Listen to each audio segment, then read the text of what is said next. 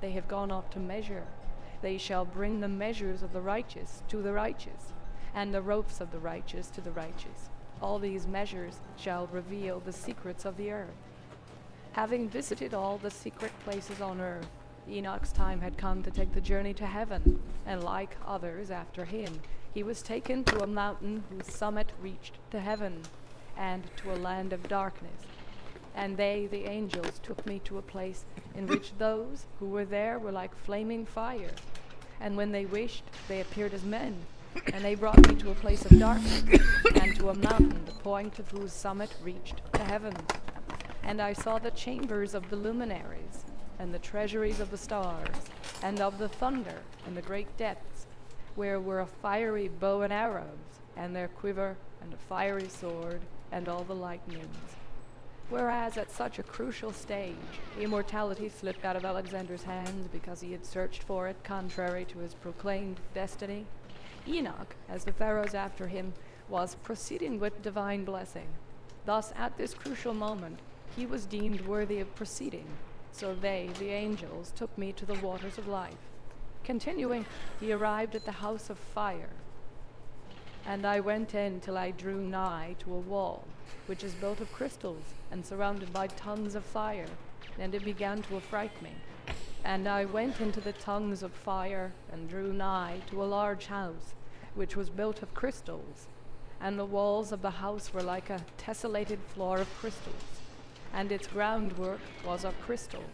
Its ceiling was like the path of the stars and the lightnings, and between them were fiery cherubim, and their heaven was as water. A flaming fire surrounded the walls, and its portals blazed with fire. And I entered into that house, and it was hot as a fire, and cold as ice.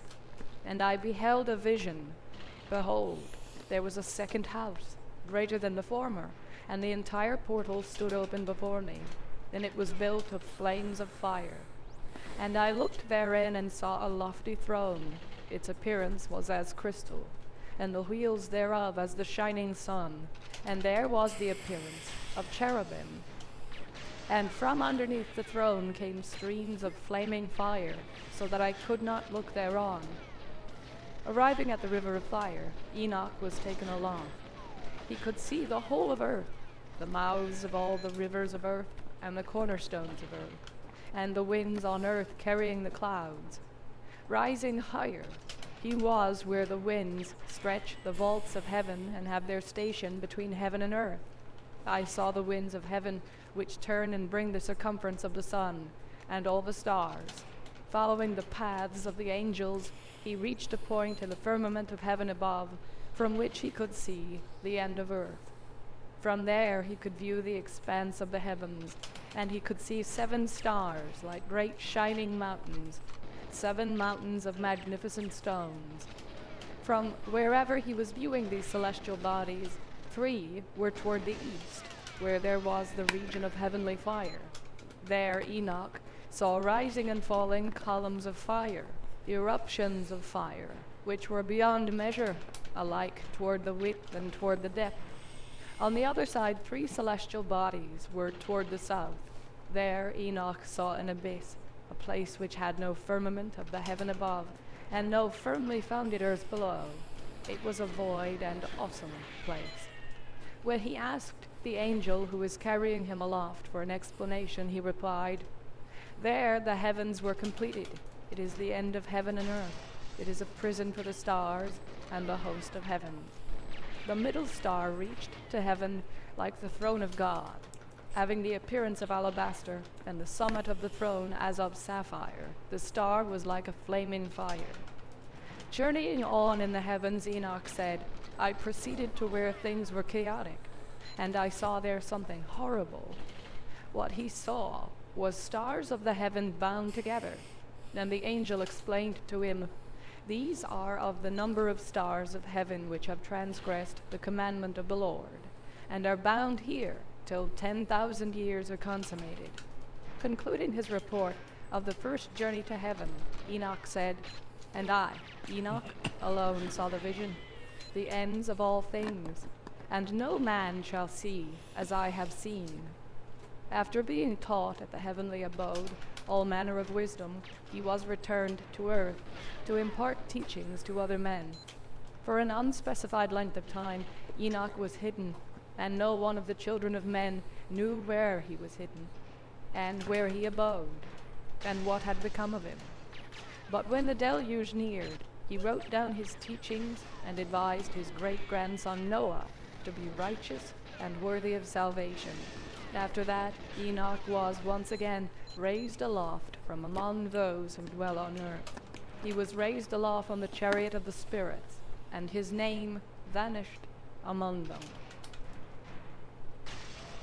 The adventures of Alexander and his search for the immortal ancestors clearly comprised elements which simulated their experiences: caverns, angels, subterranean fires, fiery horses, and chariots of fire. But it is equally clear that in the centuries preceding the Christian era, it was believed, by Alexander or by his historians or by both, that if one wished to attain immortality, one had to emulate the Egyptian pharaohs. Accordingly, Alexander's claim to semi-divine ancestry was evolved from a complicated affair by an Egyptian deity, rather than by simply claiming affinity to a local Greek god. It is an historical fact, not mere legend, that Alexander found it necessary, as soon as he broke through the Persian lines in Asia Minor, not to pursue the Persian enemy, but to go to Egypt, there to seek the answer to his purported divine roots, and from there to begin the search for the waters of life. Whereas the Hebrews, the Greeks, and other peoples in antiquity recounted tales of a unique few who were able to escape a mortal's fate by divine invitation, the ancient Egyptians developed the privilege into a right, not a universal right, nor a right reserved to the singularly righteous, but a right attendant on the Egyptian king, the pharaoh, by sole virtue of having sat on the throne of Egypt. The reason for this, according to the tradition of ancient Egypt, was that the first rulers of Egypt were not men, but gods. Egyptian traditions held that in times immemorial, gods of heaven came to earth from the celestial disk. When Egypt was inundated by waters, a very great god who came forth to earth in the earliest times arrived in Egypt and literally raised it from under the waters and mud by damming the waters of the Nile and undertaking extensive diking and land reclamation works. It was therefore that Egypt was nicknamed the Raised Land. This olden god was named Ptah, the developer. He was considered to have been a great scientist, a master engineer and architect, the chief craftsman of the gods, who even had a hand in creating and shaping man. His staff was frequently depicted as a graduated stick, very much like the graduated rod which surveyors employ for field measuring nowadays. Images of the gods of Egypt can be found in the bonus PDF under Figure 7. The Egyptians believed that Ptah eventually retired south, where he could continue to control the waters of the Nile with sluices he had installed in a secret cavern, located at the first cataract of the Nile, the site of today's Aswan Dam. But before leaving Egypt, he built its first hallowed city and named it On, in honor of the god of the heavens, the biblical On, whom the Greeks called Heliopolis. There he installed as Egypt's first divine ruler his own son, Ra, so named in honor of the celestial globe. Ra, a great god of heaven and earth, caused a special shrine to be built at On. It housed the Ben-Ben, a secret object in which Ra had purportedly come down to earth from the heavens. In time, Ra divided the kingdom between the gods Osiris and Seth. But the sharing of the kingdom between the two divine brothers did not work. Seth kept seeking the overthrow and death of his brother Osiris.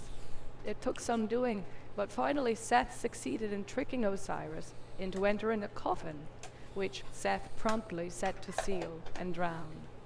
Isis, the sister and wife of Osiris, managed to find the coffin, which had floated ashore in what is nowadays Lebanon. She hid Osiris as she went to summon the help of other gods who could help bring Osiris back to life. But Seth discovered the body and cut it to pieces, dispersing them all over the land. Helped by her sister Nephthys, Isis managed to retrieve the pieces, all except for the phallus, and to put together the mutilated body of Osiris, thereby resurrecting him. Thereafter Osiris lived on, resurrected in the other world among the other celestial gods. Of him the sacred writings said, "He entered the secret gates, the glory of the lords of eternity, in step with him who shines in the horizon on the path of Ra." The place of Osiris on the throne of Egypt was taken over by his son, Horus. When he was born, his mother Isis hid him in the reeds of the river Nile, just as the mother of Moses did, according to the Bible, to keep him out of the reach of Seth. But the boy was stung by a scorpion and died. Quickly the goddess, his mother, appealed to Thoth, a god of magical powers, for help. Thoth, who was in the heavens, immediately came down to earth in Ra's barge of astronomical years and helped restore Horus to life. Growing up, Horus challenged Seth for the throne. The struggle ranged far and wide, the gods pursuing each other in the skies.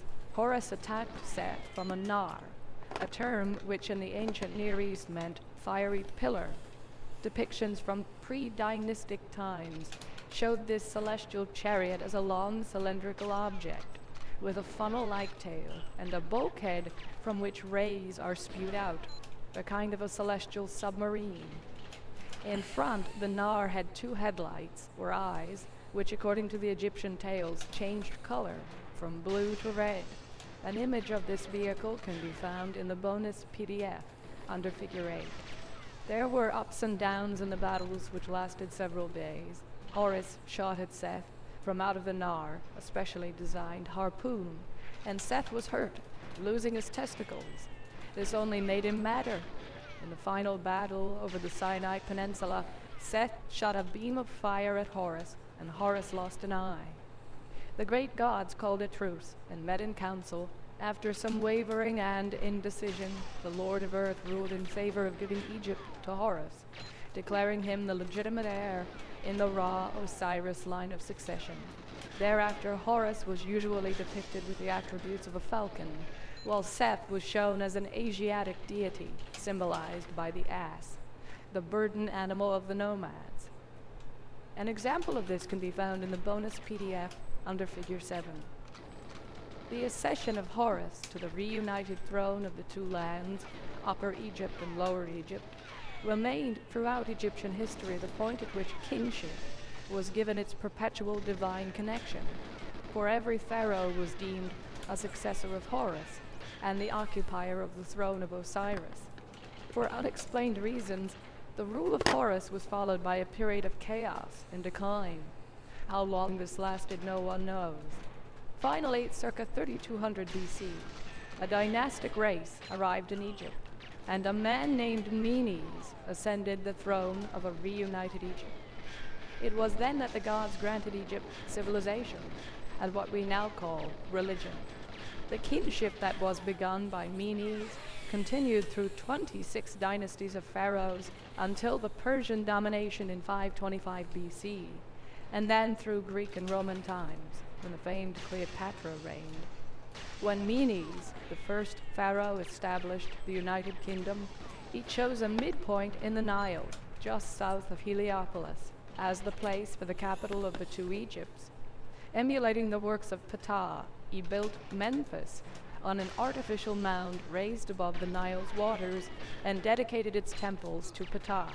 Memphis remained the political religious center of Egypt for more than 1,000 years.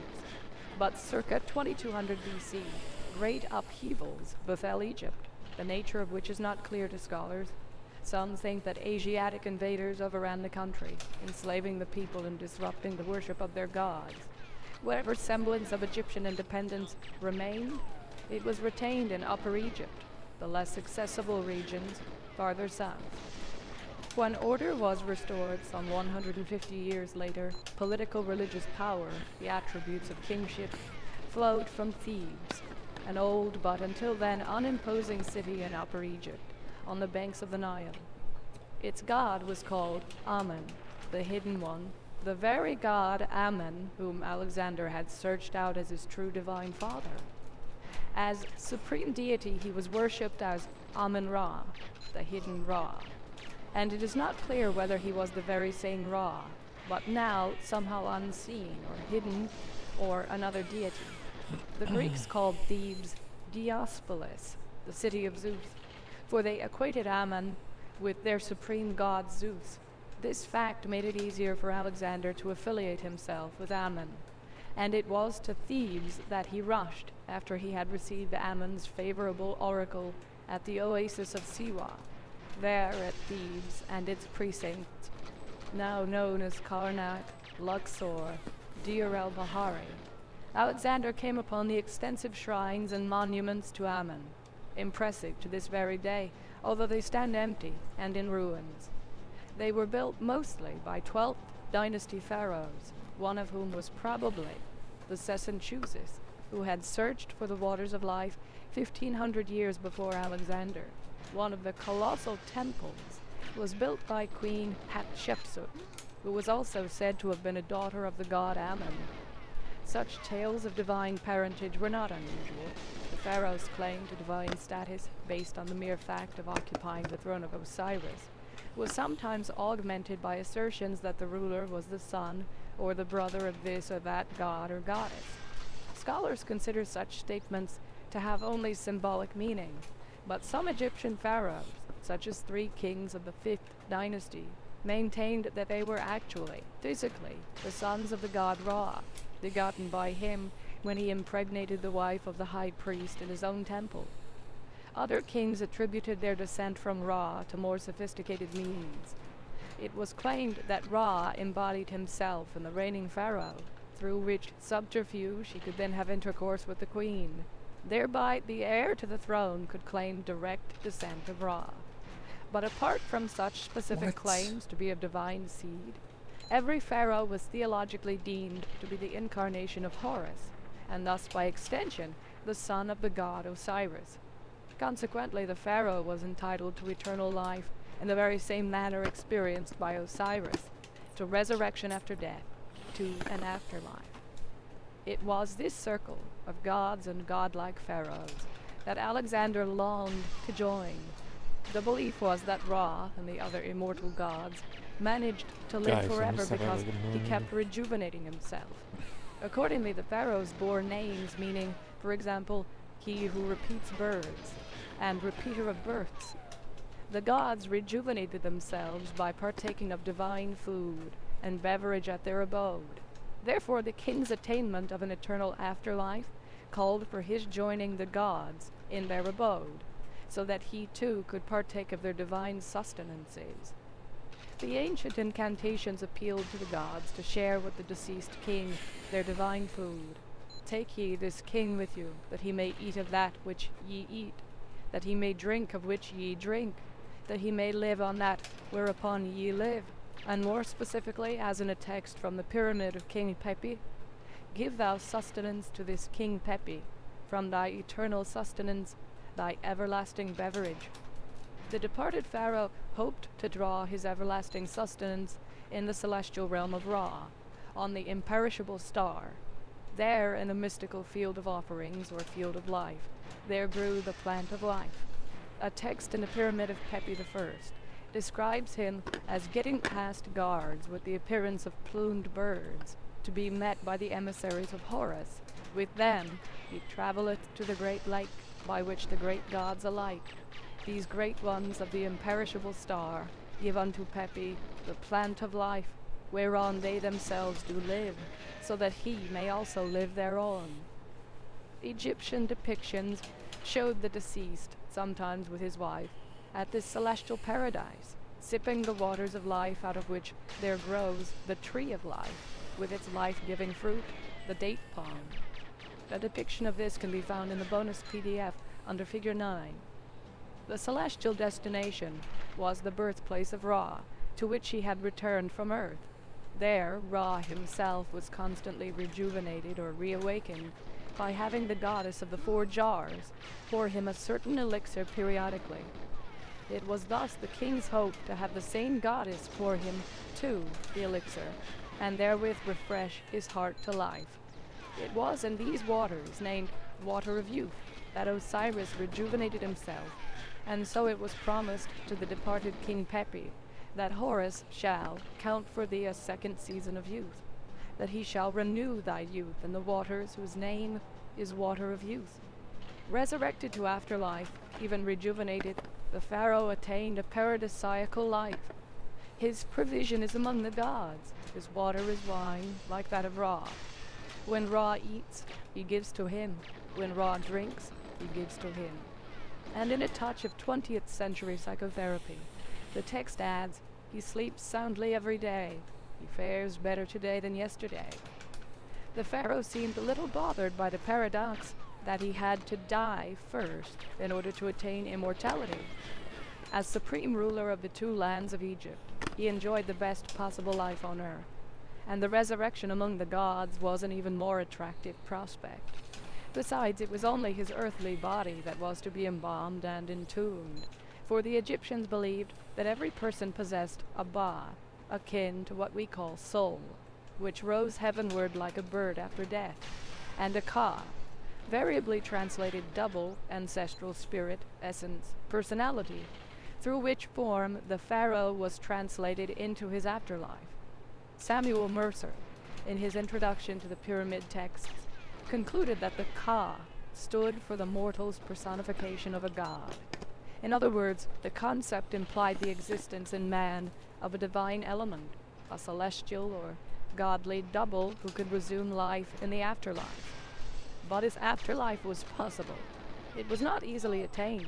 The departed king had to traverse a long and challenging road, and had to undergo elaborate ceremonial preparations before he could embark on his journey.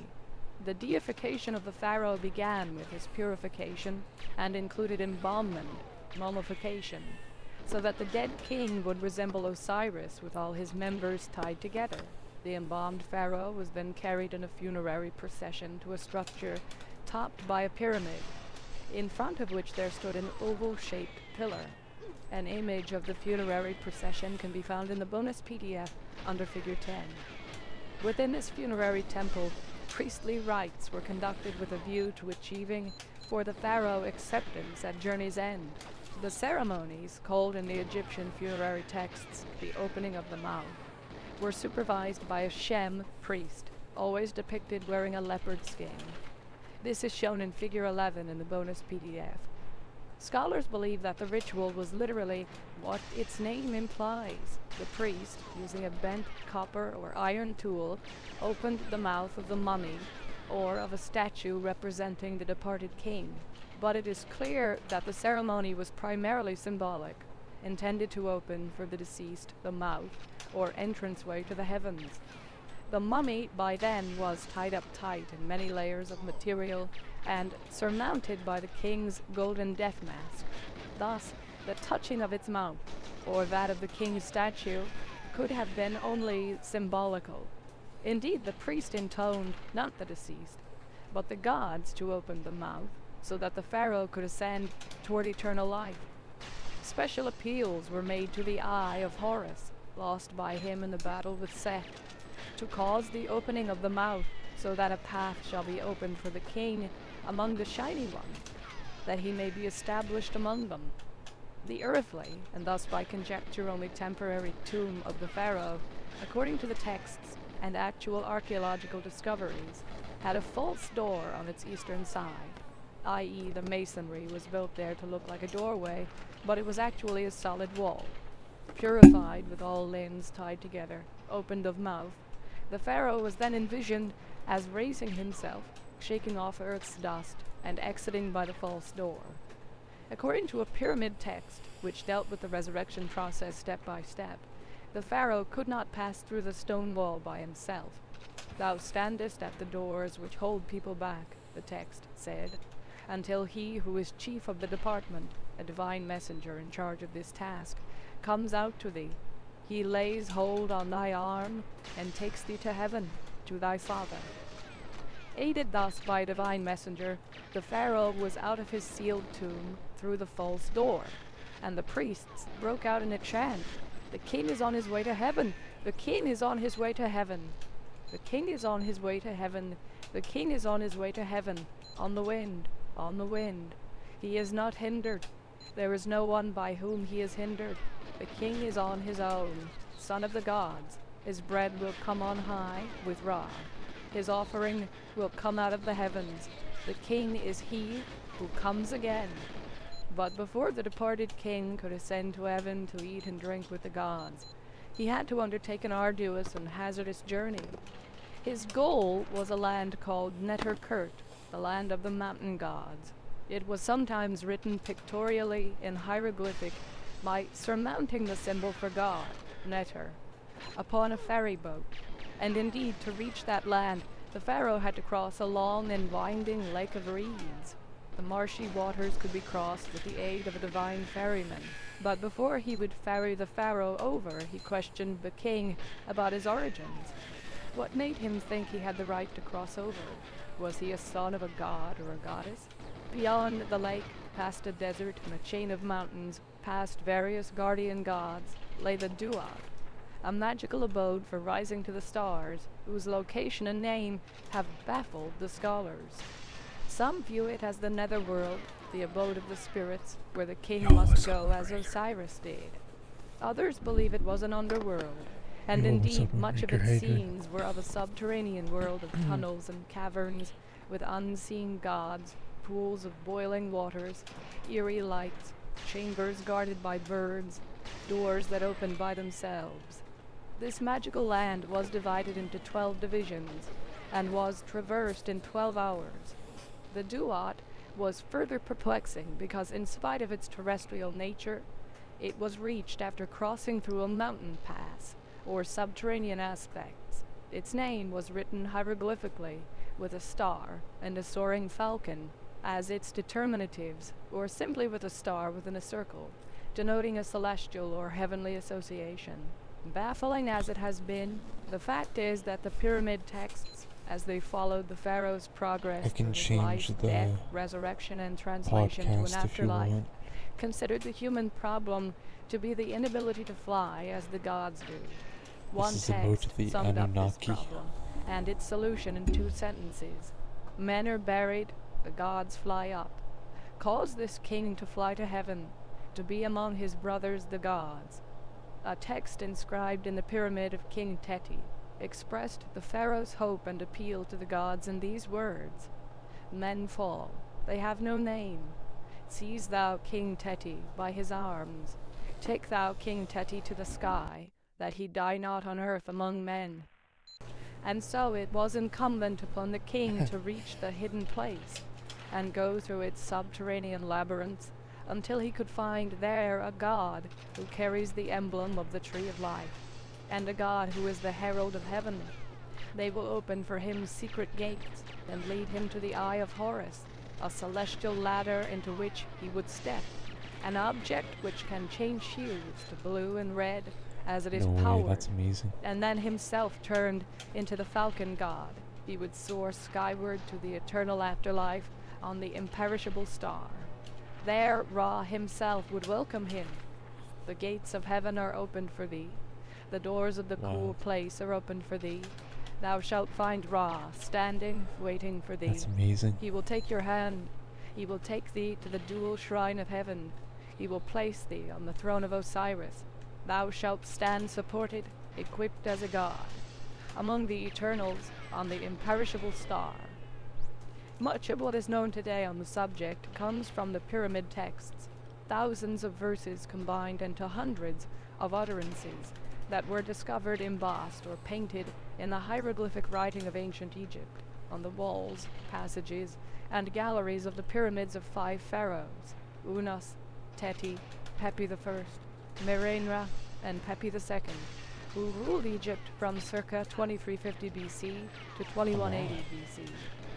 These texts were sorted out and numbered by Kurt Seth in his masterful The Alta-Gyptischen Pyramiden Texte, which has remained the major reference source, together with the English counterpart, the Pyramid Texts by Samuel A.B. Mercer. The thousands of verses that make up the pyramid texts seem to be just a collection of repetitious, unconnected incantations. appeals to the gods, or exaltations of the king.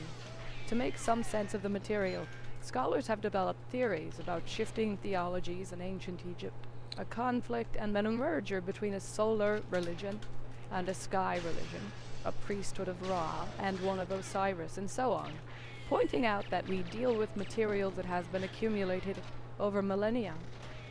To scholars who view the mass of verses as expressions of primitive mythologies, figments of the imagination of people who cowered in fear as the wind howled and the thunder roared, and called these phenomena gods, the verses remain as puzzling and confusing as ever. But these verses, all scholars agree, were extracted by the ancient scribes from older and apparently well-organized, cohesive, and comprehensible scriptures. Later inscriptions on sarcophagi and coffins, as well as on papyrus, the latter usually accompanied by illustrations, indeed show that the verses, utterances, and chapters bearing such names as Chapter of Those Who Ascend were copied from books of the dead, which bore such titles as that which is in the Duat, the Book of the Gates, the Book of the Two Ways. Scholars believe that these books in turn were versions of two earlier basic works, olden writings that dealt with the celestial journey of Ra, and a later source which stressed the blissful afterlife of those who join Osiris resurrected, the food, the beverage, the conjugal joys, and a heavenly abode. Verses of this version were even inscribed on talismans to achieve for their wearer union with women by day or night, and the desire of women at all times. The scholarly theories, however, leave unexplained the magical aspects of the information offered by these texts. Bafflingly, an eye of Horus is an object existing independently of him, an object into whose insides the king can enter, and which can change hues to blue and red as it is powered. There exist self-propelled ferries, doors that open by themselves, unseen gods whose face radiate a glow. In the underworld supposedly inhabited by spirits only, bridge girders and copper cables are featured. And the most baffling aspect of all, why, if the pharaoh's transfiguration takes him to the underworld, do the texts claim that the king is on his way to heaven? Throughout, the verses indicate that the king is following the route of the gods, that he is crossing a lake the way a god had crossed it before, and that he uses a bark, as the god Ra had done, that he ascends equipped as a god, as Osiris was, and so on and on. And the question arises, laggy, man. what if these texts were not primitive fantasies, mythology, but accounts of a simulated journey, wherein the deceased pharaoh emulated what the gods had actually done? What if the texts, substituting the name of the king for that of a god, were copies of some much earlier scriptures that dealt not with the journeys of the pharaohs, but with the journeys of the gods? One of the early leading Egyptologists, Gaston Maspero, judging by grammatical form and other evidence, suggested that the pyramid texts originated at the very beginning of Egyptian civilization, perhaps even before they were written down hieroglyphically. J.H. Breasted has more recently concluded that such older material existed, whether we possess it or not. He found in the texts information on the conditions of civilization and events which enhances the veracity of the texts as conveyors of factual information and not of fantasy. To one of quick imagination, he says, they abound in pictures from the long-vanished world of which they are a reflection. Taken together, the texts and later illustrations describe a journey to a realm that begins above ground, that leads underground, and that ends with an opening to the skies through which the gods, and the kings emulating them, were launched Alright, we'll do that another heavenward. time. Thus the hieroglyphic connotation combining a subterranean place with a celestial function. An example can be found in the bonus PDF under Figure 12. Have the pharaohs, journeying from their tombs to the afterlife, actually taken this route to heaven? Even the ancient Egyptians claimed the journey not for the mummified corpse, but for the ka, double, of the departed king. But they have envisioned this double as reenacting actual progress through actual places. What, then, If the texts reflect a world which had indeed existed, what if the pharaoh's journey to immortality, even if only by emulation? Indeed, the king's boat is towed by gods clad in leopard skins, just as the Shem priests who performed the opening of the mouth ceremonies were clad. Is the king nearing the opening or mouth of the mountain? In the Book of the Dead, the chapters indeed now bear such titles as the chapter of sniffing the air and of getting power. His vehicle is now endowed with magical powers. He journeyeth where there is no stream, and where there are none to tow him. He performeth this by words of power which proceed from the mouth of a god. As the king passes through a guarded gate into the 7th division, the gods and the surroundings lose their underworld aspect and begin to assume celestial affiliations. The king encounters the falcon-headed god, Hero Herkent, whose hieroglyphic name included the stairway symbol, and who wore on his head the celestial disc emblem. His task is to send the star gods on their way, and to make the constellation goddesses go on their way. These were a group of 12 gods and 12 goddesses, who were depicted with star emblems. The incantations to them were addressed to the starry gods, who are divine in flesh, whose magical powers have come into being, who are united into your stars, who rise up for Ra. Let your stars guide his 2 hands, so that he may journey to the hidden place in peace. In this division, there are also present 2 companies of gods associated with the Benben, the mysterious object of Ra that was kept at his temple in the city of On, Heliopolis. They are those who possess the mystery, guarding it inside the Het Benben, the Benben house, and 8 who guard outside, but also enter onto the hidden object. Here there are also 9 objects set up in a row, representing the symbol Shem, which hieroglyphically meant follower. The king has indeed arrived in parts of the duat associated with On, after whom Heliopolis was named. In the 9th hour, he sees the resting place of the 12 divine rowers of the boat of Ra, they who operate Ra's celestial boat of millions of years. In the 10th hour, passing through a gate, the king enters a place astir with activity. The task of the gods there is to provide flame and fire to the boat of Ra. One of the gods is called Captain of the Gods of the boat. 2 others are those who order the course of the stars. They and other gods are depicted with 1, 2, or 3 star symbols, as though showing some rank associated with the heavens. Passing from the 10th to the 11th division, the affinity to the heavens rapidly increases. Gods bear the celestial disc and star emblems. There are 8 goddesses with star emblems who have come from the abode of Ra. The king sees the Star Lady and the Star Lord, and gods whose task it is to provide power for emerging from the duat, to make the object of Ra advance to the hidden house in the upper heavens. In this place there are also gods and goddesses whose task it is to equip the king for a celestial trip over the sky. Together with some gods, he is made to enter a serpent, inside which he is to shed the skin and emerge in the form of a rejuvenated Ra.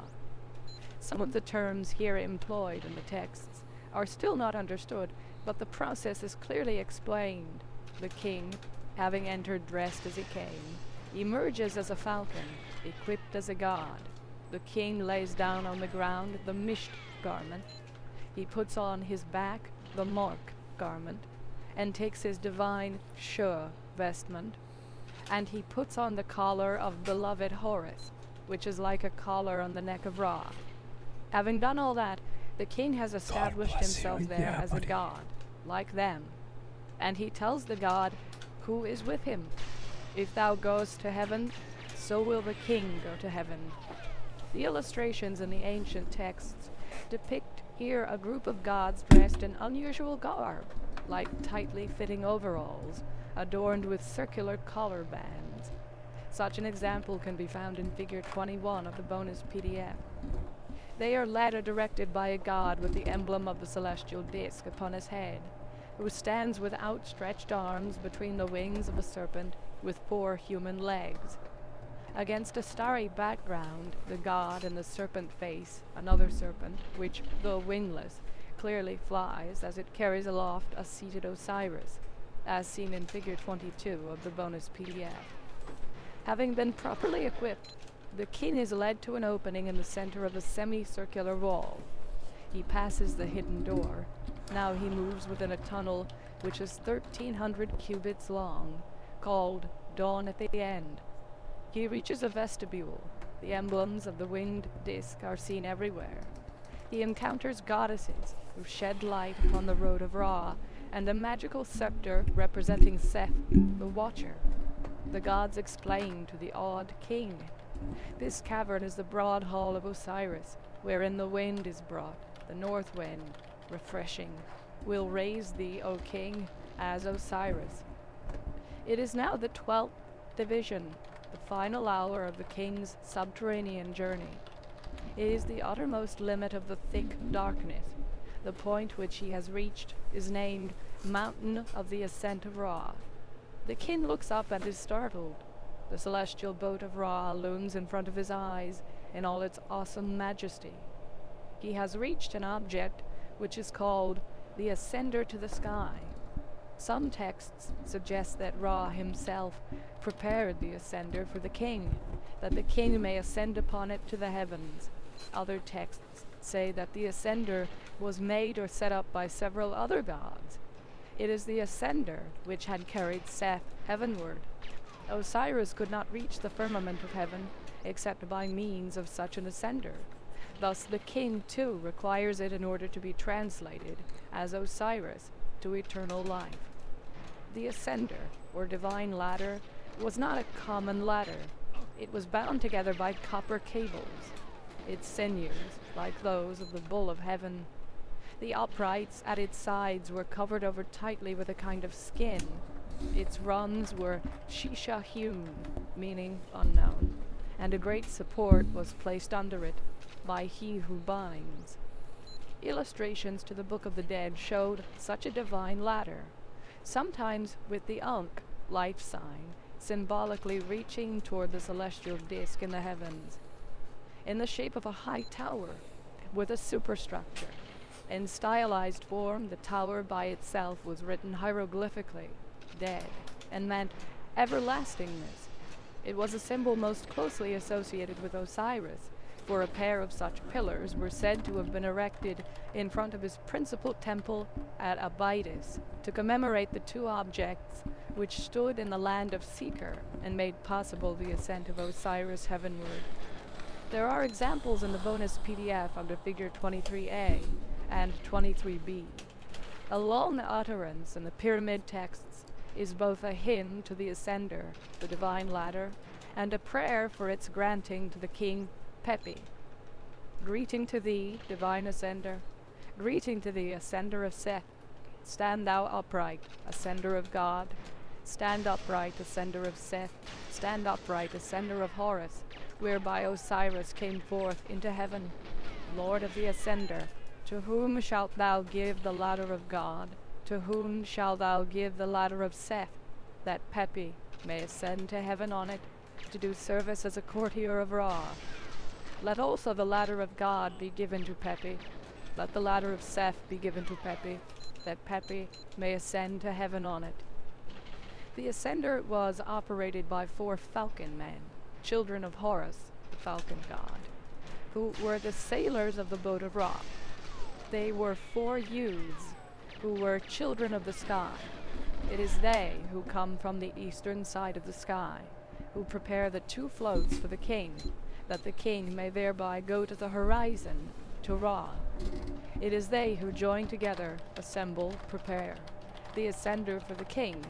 They bring the Ascender, they set up the Ascender, they raise up the Ascender for the king, that he might ascend to heaven on it. The king offers a prayer. May my name to me be given in the great house of 2. May my name be called in the house of fire, in the night of computing years. Some illustrations show the king being granted a dead everlastingness, blessed by Isis, and Nephthys. He is led by a falcon god to a rocket-like dead, equipped with fins. An example can be seen in the bonus PDF under figure 24. The king's prayer to be given everlastingness, a name, a divine ladder, has been granted. He is about to begin his actual ascent to the heavens. Though he requires only one divine ladder for himself, not one, but two ascenders are raised together. Both the Eye of Ra and the Eye of Horus are prepared and put into position, one on the wing of Thoth and the other on the wing of Seth. To the puzzled king, the gods explain that the second boat is for the son of Aten, a god descended of the winged disk, perhaps the god to whom the king had spoken in the equipping chamber. The Eye of Horus is mounted. Upon the wing of Seth, the cables are tied, the boats are assembled, that the son of the Aten be not without a boat. The king is with the son of Aten. He is not without a boat. Equipped as a god, the king is assisted by two goddesses who seize his cables to step into the Eye of Horus. The term Eye of Horus of Ra, which has gradually replaced the term ascender or ladder, now is being increasingly displaced by the term boat. The eye or boat into which the king steps in is 770 cubits, circa 1,000 feet long. A god who is in charge of the boat sits at its bow. He is instructed, "Take this king with thee in the cabin of thy boat." As the king steps down into the perch, a term denoting an elevated resting place, especially of birds, he can see the face of the god who is in the cabin, for the face of the god is open. The king takes the seat in the divine boat between two gods. The seat is called Truth, which makes a line. Two horns protrude from the king's head, or helmet. He attaches to himself that which went forth from the head of Horus. He is plugged in for action. The texts dealing with the journey to the afterlife by King Pepi I describe the moment. Pepi is arrayed in the apparel of Horus, and in the dress of Thoth. Isis is before him, and Nephthys is behind him. Apuat, who is opener of the ways, hath opened a way unto him. Shu, the sky-bearer, hath lifted him up. The gods of On make him ascend the stairway, and set him before the firmament of the heaven. Nut, the sky goddess, extends her hand to him. The magical moment has arrived. There are only two more doors to be opened, and the king, as Ra and Osiris had done before, will emerge triumphantly from the duat, and his boat will float on the celestial waters. The king says a silent prayer. O lofty one, thou door of heaven, the king has come to thee. Cause this door to be opened for him. The two dead pillars are standing upright, motionless, and suddenly the double doors of heaven are open. The texts break out in ecstatic pronouncements. The door to heaven is open. The door of earth is open. The aperture of the celestial windows is open. The stairway to heaven is open.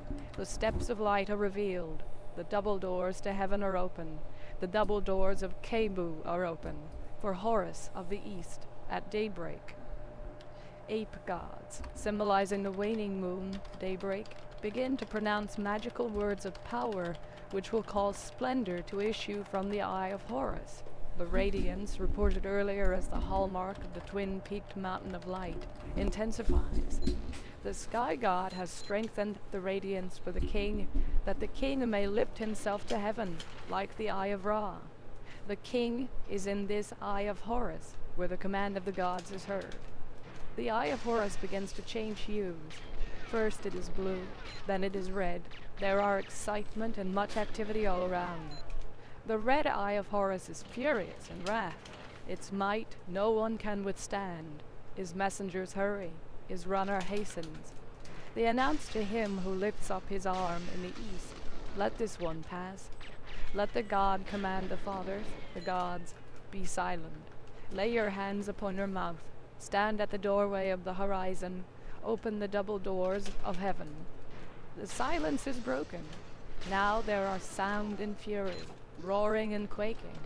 The heaven speaks, the earth quakes, the earth trembles. The two districts of the gods shout. The ground is come apart. when the king ascends to heaven, when he ferries over the vault to heaven. The earth laughs, the sky smiles when the king ascends to heaven. Heaven shouts in joy for him, the earth quakes for him, the roaring tempest drives him, it roars like Seth. The guardians of heaven's parts opens the door of heaven for him.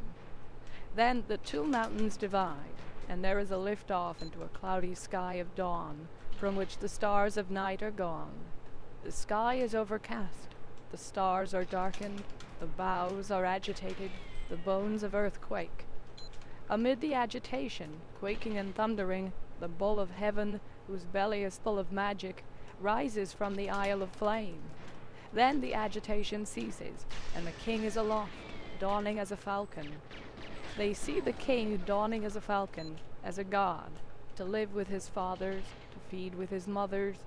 The king is a bull of heaven, whose belly is full of magic, from the Isle of Flame.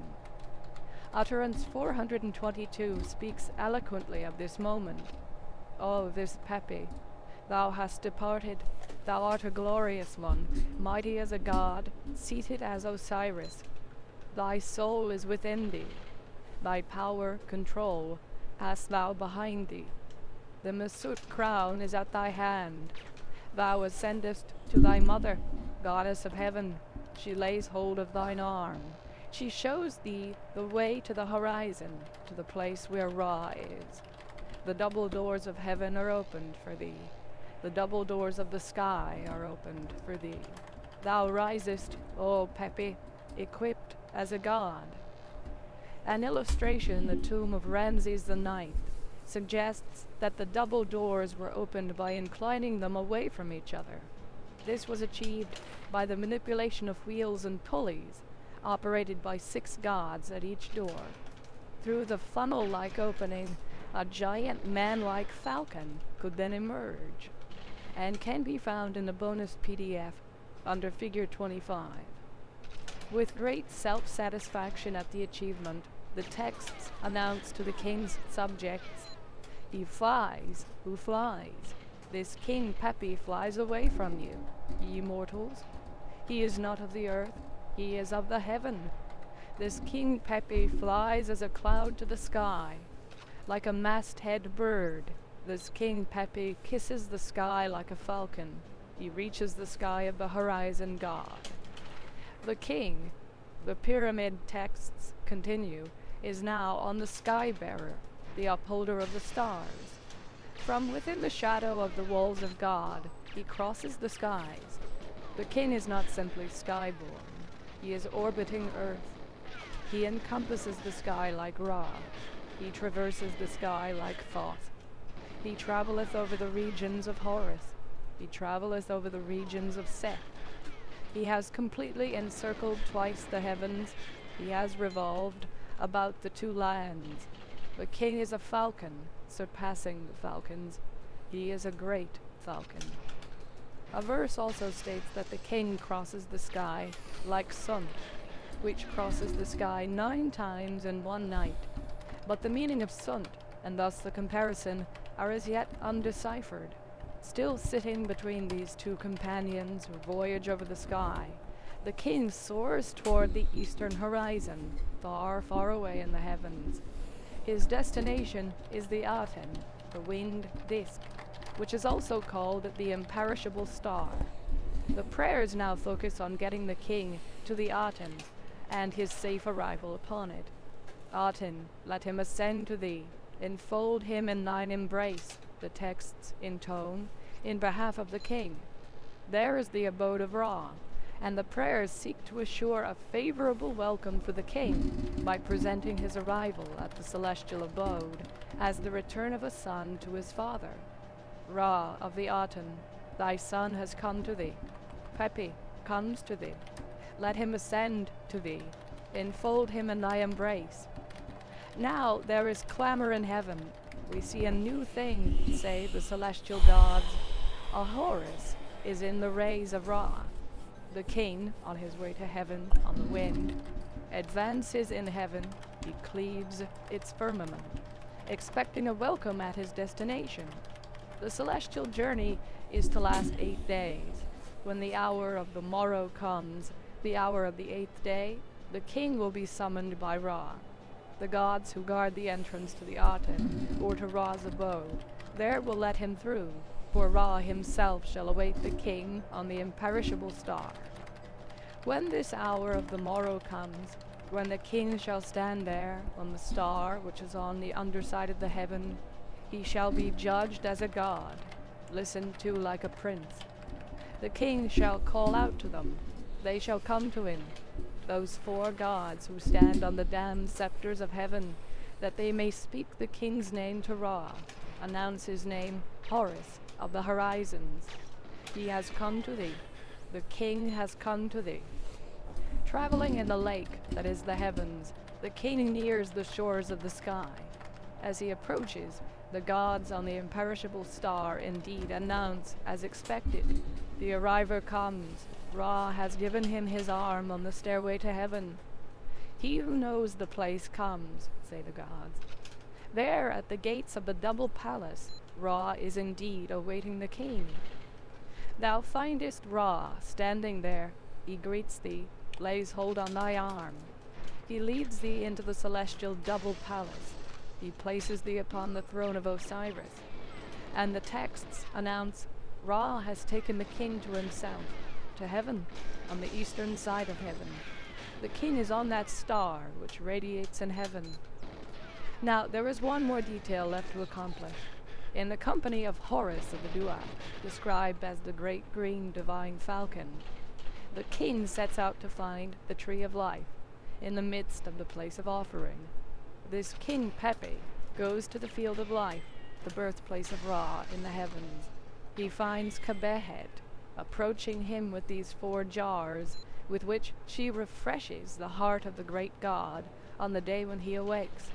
She refreshes the heart of this King Pepe, therewith to life. Mission achieved, the texts announce with glee. Ho, this Pepe, all satisfying life is given to thee. Eternity is thine, says Ra. Thou perishest not, thou passest not away forever and ever. The king has ascended the stairway to heaven. He has reached the imperishable star. His lifetime is eternity, its limit everlastingness.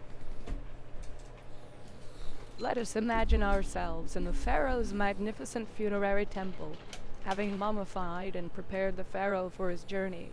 The Shem priests now intone the gods to open for the king a path and a gateway. The divine messenger has arrived on the other side of the false door, ready to take the pharaoh through the stone wall and launch him on his journey. Emerging through the false door on the eastern side of his tomb, the pharaoh was instructed to set his course eastward, lest he misunderstand. He was explicitly warned against going west. Those who go thither, they return not. His goal was the Duat, in the land of the mountain gods. He was to enter there the great house of Tu, the house of fire, where, during a night of computing years, he shall be transformed into a divine being and ascend to the east side of heaven. The first obstacle in the pharaoh's course was the Lake of Reeds, a long body of marshy waters made up of a series of adjoining lakes. Symbolically, he had the blessing of his guardian god to cross the lake by parting its waters. Physically, the crossing was possible because the lake was served by the divine ferryman, who ferried the gods across in a boat made by Khnum, the divine craftsman. But the ferryman was stationed on the far side of the lake, and the pharaoh had a hard time convincing him that he was entitled to be fetched and ferried over. An example of this can be found in the bonus PDF under Figure 13. The ferryman questioned the pharaoh about his origins. Was he the son of a god or goddess? Was he listed in the register of the 2 great gods? The pharaoh explained his claims to being of divine seed, and gave assurances of his righteousness. In some cases, it worked. In other instances, the pharaoh had to appeal to Ra or to Thoth to get him across, in which instances the boat and its oars or rudder came alive with uncanny forces. The ferry boat began to move by itself. The steering oar grasped by the king directed itself. All, in short, became self-propelled. One way or another, the pharaoh managed to cross the lake and be on his way toward the two that bring closer the heavens.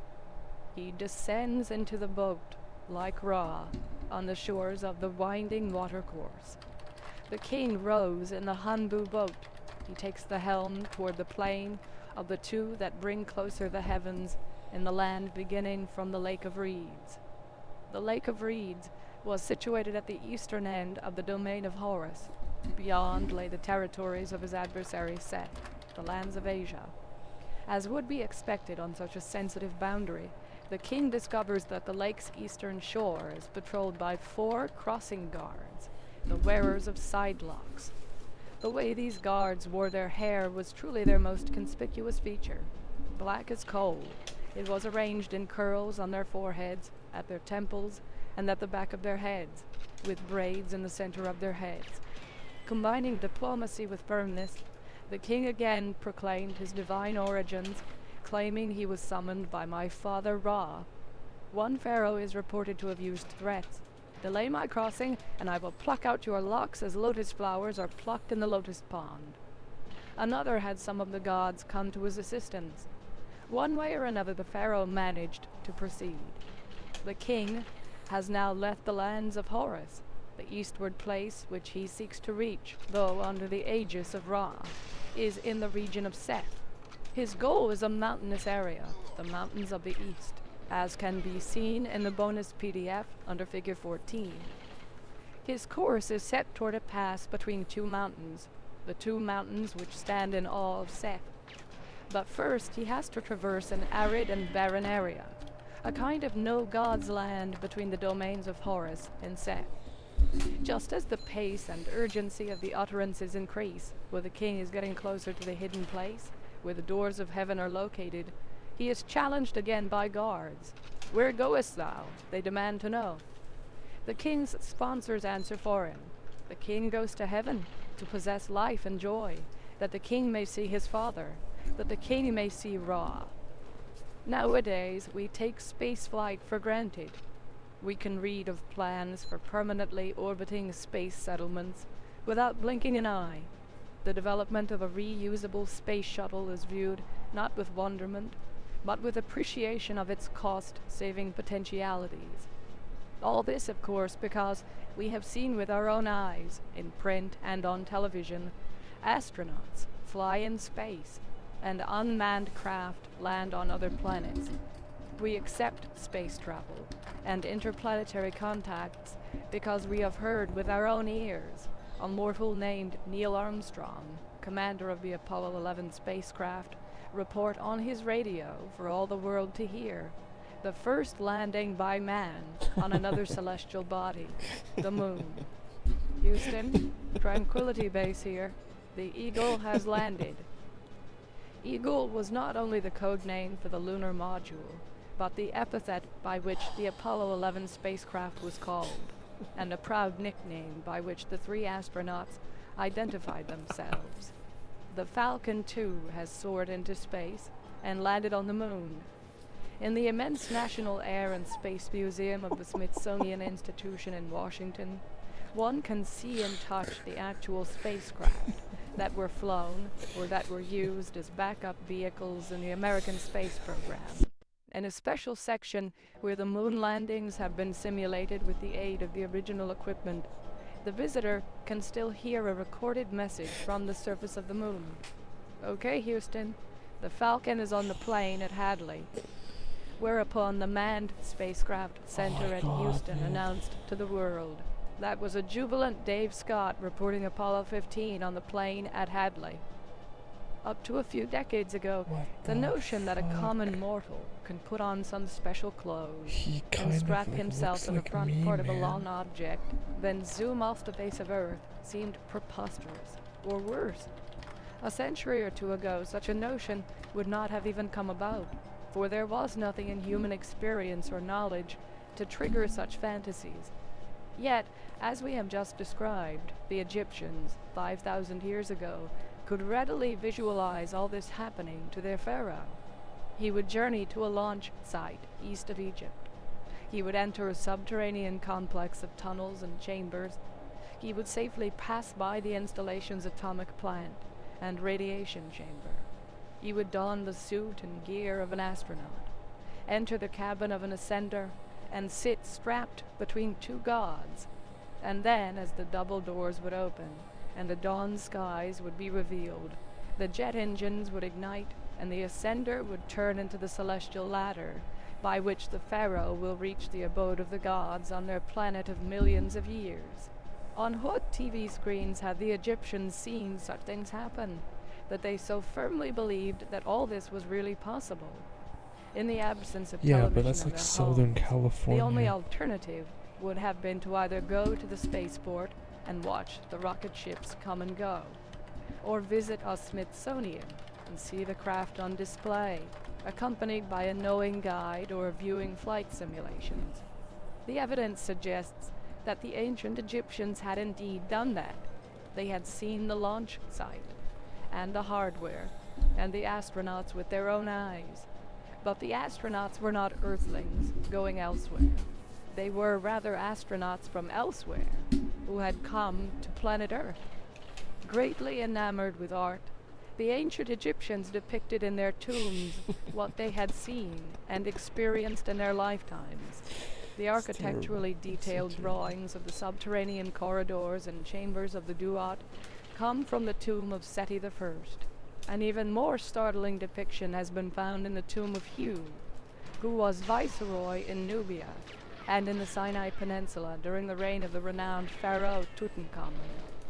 Decorated with scenes of people, places, and objects from the two domains of which he was viceroy, his tomb preserved to this very day a depiction in vivid colors of a rocket ship. Its shaft is contained in an underground silo. Its upper stage with the command module is above ground. The shaft is subdivided like a multi-stage rocket. Inside its lower part, two persons attend to hoses and levers. There is a row of circular dials above them. The silo cutaway shows that it is surrounded by tubular cells for heat exchange or some other energy-related function. Above ground, the hemispherical base of the upper stage is clearly depicted in the color painting as scorched, as though from a re-entry into Earth's atmosphere. The command module, large enough to hold 3 to 4 persons, is conical in shape, and there are vertical peepholes all around its bottom. The cabin is surrounded by worshippers in a landscape of date palm trees and giraffes. This can be seen in the bonus PDF under Figure 27. The underground chamber is decorated with leopard skins, and this provides a direct link with certain phases in the pharaoh's journey to immortality. The leopard skin was the distinctive garb symbolically worn by the Shem priest as he performed the opening of the mouth ceremony. It was the distinctive garb symbolically worn by the gods who towed the pharaoh through the secret path of the hidden place of the Duat, a symbolism repeated to stress the affinity between the pharaoh's journey and the rocket ship in the underground silo. As the pyramid texts make clear, the pharaoh, in his translation into an eternal afterlife, embarked on a journey simulating the gods. Ra and Seth, Osiris and Horus, and other gods had ascended to the heavens in this manner. But the Egyptians also believed it was by the same celestial boat that the great gods had come down to earth in the first place. At the city of On, Heliopolis, Egypt's oldest center of worship, the god Ptah built a special structure, a Smithsonian institution, if you will, wherein an actual space capsule could be viewed and revered by the people of Egypt. The secret object, the Ben-Ben, was enshrined in the Het Ben-Ben, the temple of the Ben-Ben. We know from the hieroglyphic depiction of the place's name that the structure looked like a massive launch tower, from within which a pointed rocket was poised skyward, as seen in Figure 28 in the bonus PDF. The Ben-Ben was, according to the ancient Egyptians, a solid object that had actually come to Earth from the celestial disk. It was the celestial chamber in which the great god Ra himself had landed on earth. The term Ben, literally, that which flowed out, conveying the combined meanings of to shine and to shoot up in the sky. An inscription on the stela of the pharaoh Pianki said thus: "The king Pianki mounted the stairs toward the large window in order to view the god Ra within the Ben. The king personally, standing up and being all alone, pushed apart the bolt and opened the 2 door leaves. Then he saw his father, Ra, in the splendid sanctuary of Het Ben. He saw the Maad, Ra's barge, and he saw Sektet, the barge of the Aten. The shrine, we know from the ancient texts, was guarded and serviced by 2 groups of gods. There were those who are outside of the Het Ben, but were allowed into the shrine's most sacred parts, for it was their task to receive the offerings from the pilgrims and bring them into the temple. The others were primarily guardians, not only of the Ben itself, but of all the secret things of Ra which are in the Het Ben. Much as tourists nowadays flock to the Smithsonian to view, admire, and even touch the actual vehicles flown in space, so did the devout Egyptians make pilgrimages to Heliopolis, to revere and pray to the Ben, probably with a religious fervor akin to that of the faithful Muslims who make pilgrimages to Mecca, there to pray at the Kaaba, a black stone believed to be a replica of God's celestial chamber. At the shrine there was a fountain, or well, whose waters acquired a reputation for their healing powers, especially in matters of virility and fertility. The term Ben, and its hieroglyphic depiction in time, indeed acquired the connotations virility and reproduction, and could well have been the source of the meaning male offspring that Ben has in Hebrew. In addition to virility and reproduction, the shrine also acquired the attributes of rejuvenation. This in turn gave rise to the legend of the Ben bird, which the Greeks who had visited Egypt called the phoenix. As these legends had it, the phoenix was an eagle with plumage partly red and partly golden.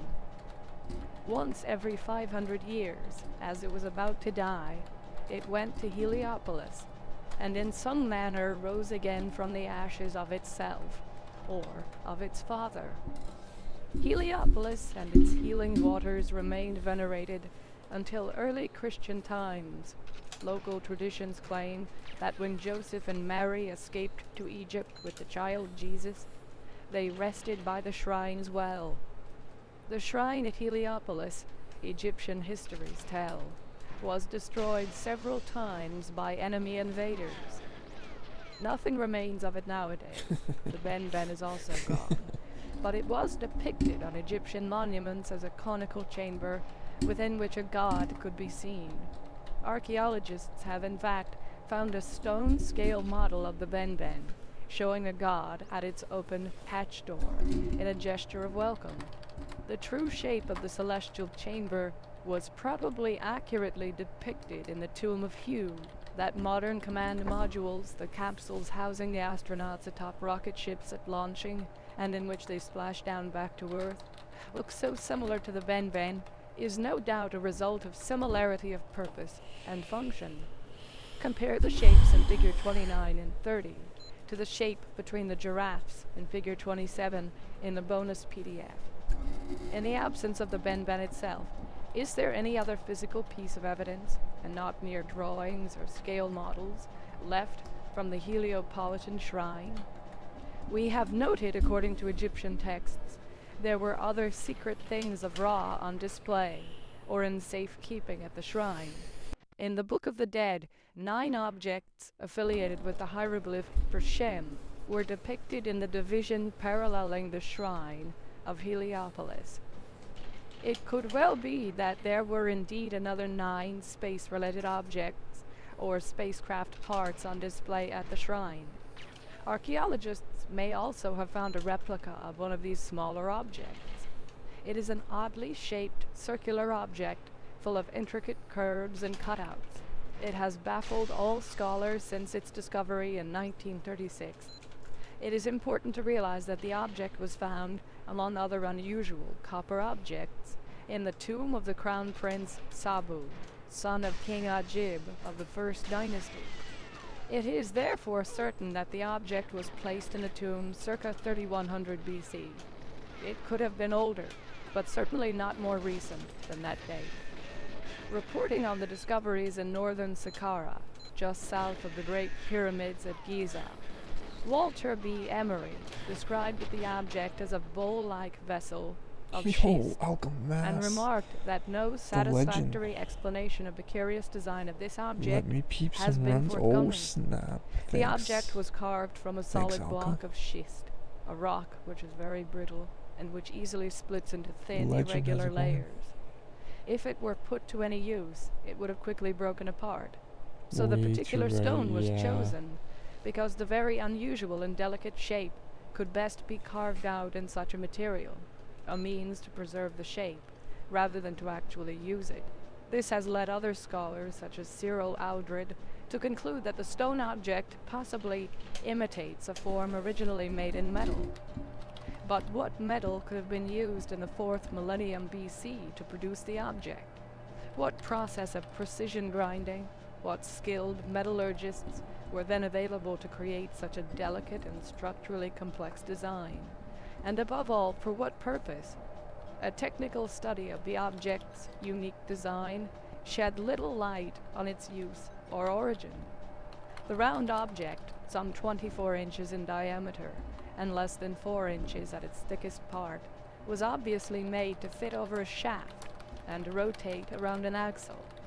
Its 3 oddly curving cutouts suggest a possible immersion in a liquid during rotation. Pictures can be found in the bonus PDF under Figure 31A and Figure 31B. There was no further effort made after 1936 to unravel the object's enigma, but its possible function suddenly sprang to our mind in 1976 on reading in a technical magazine of some revolutionary designs of a flywheel being developed in California in connection with the American space program. The flywheel, attached to a rotating shaft of a machine or an engine, has been in use for less than 2 centuries as a means of regulating the speed of machinery, as well as for accumulating energy for a single spurt, such as in a metal press, or more recently, in aviation. As a rule, flywheels have had heavy rims, for the energy is stored in the wheel's circumference. But in the 1970s, engineers of the Lockheed Missile and Space Company came up with an opposite design, a light-rimmed wheel, claiming it is best suited for saving energy in mass transit trains or storing energy in electrically powered trolley buses. The research was continued by the Air Search Manufacturing Company. The model they developed, but never finally perfected, was to be hermetically sealed within a housing filled with lubricant. That their revolutionary flywheel looks like the 5,000-year-old object discovered in Egypt is only less amazing than the fact that the perfected object from 3100 BC looks like a piece of equipment still in the development stage by space engineers in AD 1978. Compare Figure 32 in the bonus PDF with Figures 31A and B. Where is the metal original of this ancient flywheel? Where are the other objects that were apparently on display at the Heliopolis shrine? Where, for that matter, is the Ben itself? Like so many artifacts whose existence in antiquity has been documented by the ancient peoples beyond doubt, they have all disappeared, destroyed perhaps by natural calamities or wars, perhaps dismantled and taken elsewhere, as war booty, or for safekeeping and hiding away in places long forgotten. Perhaps they were carried back to the heavens. Perhaps they are still with us, unrecognized for what they are in some museum basement. Or, as the legend of the phoenix which connects Heliopolis and Arabia might suggest, hidden under the sealed chamber of the Kaaba in Mecca. We can surmise, however, that the destruction, disappearance, or withdrawal of the shrine's sacred objects had probably taken place during Egypt's so-called First Intermediary Period. In that period, the unification of Egypt came apart, and total anarchy reigned. We know that the shrines of Heliopolis were destroyed during the years of disorder. It was then, perhaps, that Ra left his temple at Heliopolis and became Ammon, the hidden god. When order was first restored in Upper Egypt under the 11th dynasty, the capital was established at Thebes, and the supreme god was called Ammon, or Amun. The pharaoh Mentuhotep Neb-Hapet Ra built a vast temple near Thebes, dedicated it to Ra, and topped it with a huge pyramidion to commemorate Ra's celestial chamber. An image of the temple can be found in the bonus PDF under Figure 33. Soon after 2000 BC, as the 12th dynasty began its reign, Egypt was reunited, order was restored, and access to Heliopolis was regained. The dynasty's first pharaoh, Amun-Emhat I, immediately undertook the rebuilding of the temples and shrines of Heliopolis. But whether he could also restore the original artifacts enshrined there, or had to do with their stone simulations, no one can say for certain. His son, the pharaoh Sen-Usert, keeper of Ka-Ra, the Sesostris, or Sesenchusis of Greek historians, erected in front of the temple two huge granite columns over 66 feet high. On top they were surmounted with a scale replica of Ra's celestial chamber, a pyramidion, which was encased in gold or white copper electrum. One of these granite obelisks still stands where it was raised up some 4,000 years ago. The other was destroyed in the 12th century AD. The Greeks called these pillars obelisks, meaning pointed cutters. The Egyptians called them beams of the gods. More of them were set up, always in pairs in front of temple gateways, during the 18th and 19th dynasties.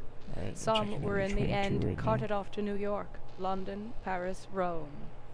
As stated by the pharaohs, they raised these obelisks in order to obtain from the gods the gift of eternal life, to obtain life everlasting. For the obelisks simulated in stone what earlier pharaohs had seen and purportedly reached in the Duat, in the sacred mountain, the rocket ships of the gods. Two examples of these can be found in the bonus PDF under Figure 34 and Figure 35. Today's tombstones, engraved with the deceased's name so that he can be forever remembered, are scaled-down obelisks, a custom rooted in the days when the gods and their spacecraft were an absolute reality. The Egyptian word for these celestial beings was Neter, a term which in the languages of the ancient Near East meant one who watches.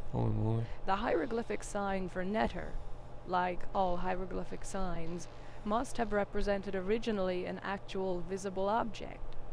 Suggestions by scholars have ranged from an axe on a long handle to an ensign. Margaret A. Murray has put forward a more current view, showing that pottery from the earliest pre-dynastic period was adorned with drawings of boats carrying a pole with two streamers as a standard. She concluded that the pole with the two streamers became the hieroglyphic sign for God. An example of this can be seen in the bonus PDF under Figure 36.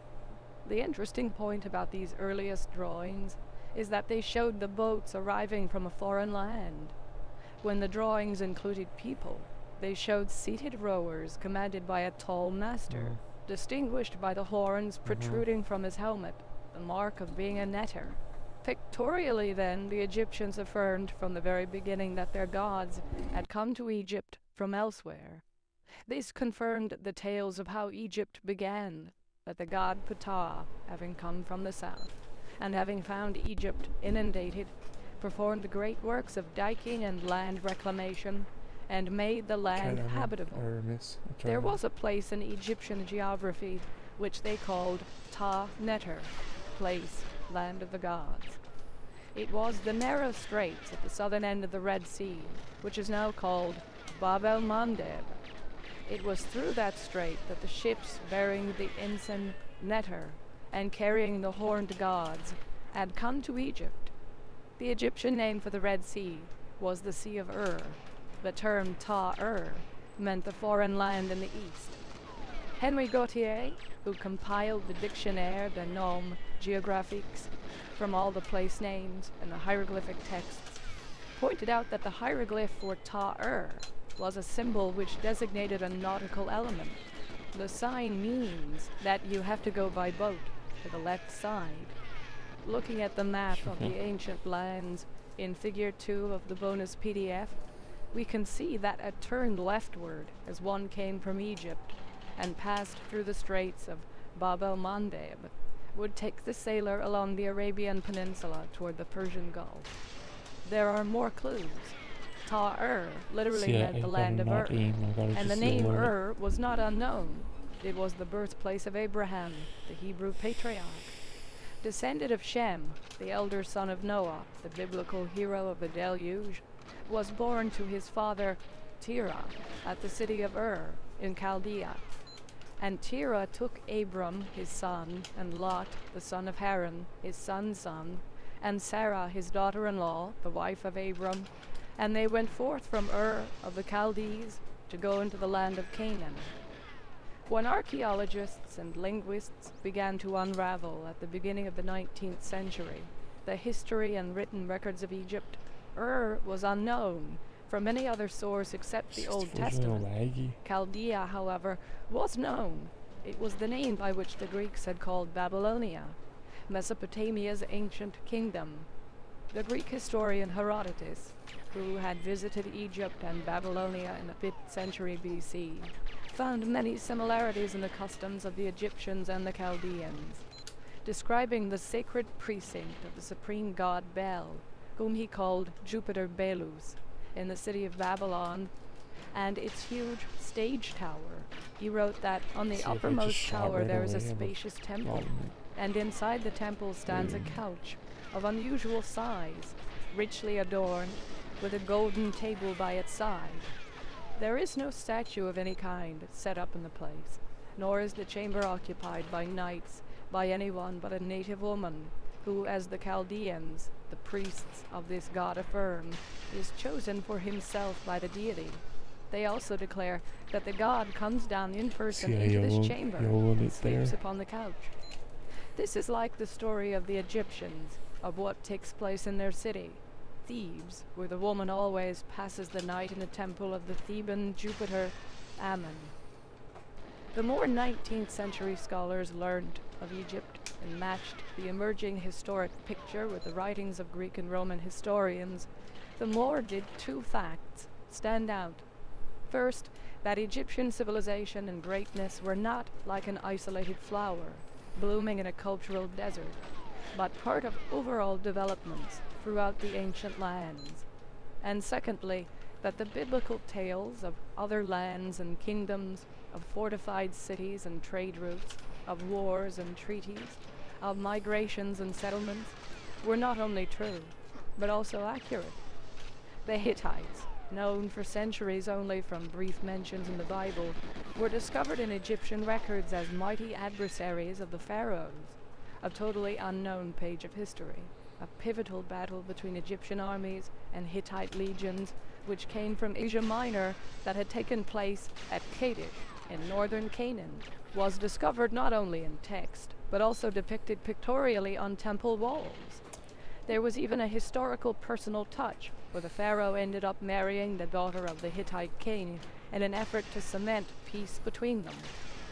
The Philistines, people of the sea, Phoenicians, Hurrians, Amorites, peoples and kingdoms all vouched for, until then, only by the Old Testament, began to emerge as historical realities as the archaeological work progressed in Egypt, and began to spill over into the other lands of the Bible. Greatest of all, however, appeared to have been the veritable ancient empires of Assyria and Babylonia. But where were their magnificent temples and other remains of their grandeur? And where were their records? All that travelers had reported from the land between the two rivers, the vast plain between the Euphrates and the Tigris, were mounds, tells in Arabic and Hebrew. In the absence of stone, even the grandest structures of ancient Mesopotamia were built of mud bricks. Wars, weather, and time reduced them to heaps of soil. Instead of monumental way better. structures, these Was, like, lands way better. yielded occasional finds of small artifacts. Among them, there often were tablets of baked clay inscribed with wedge-like markings.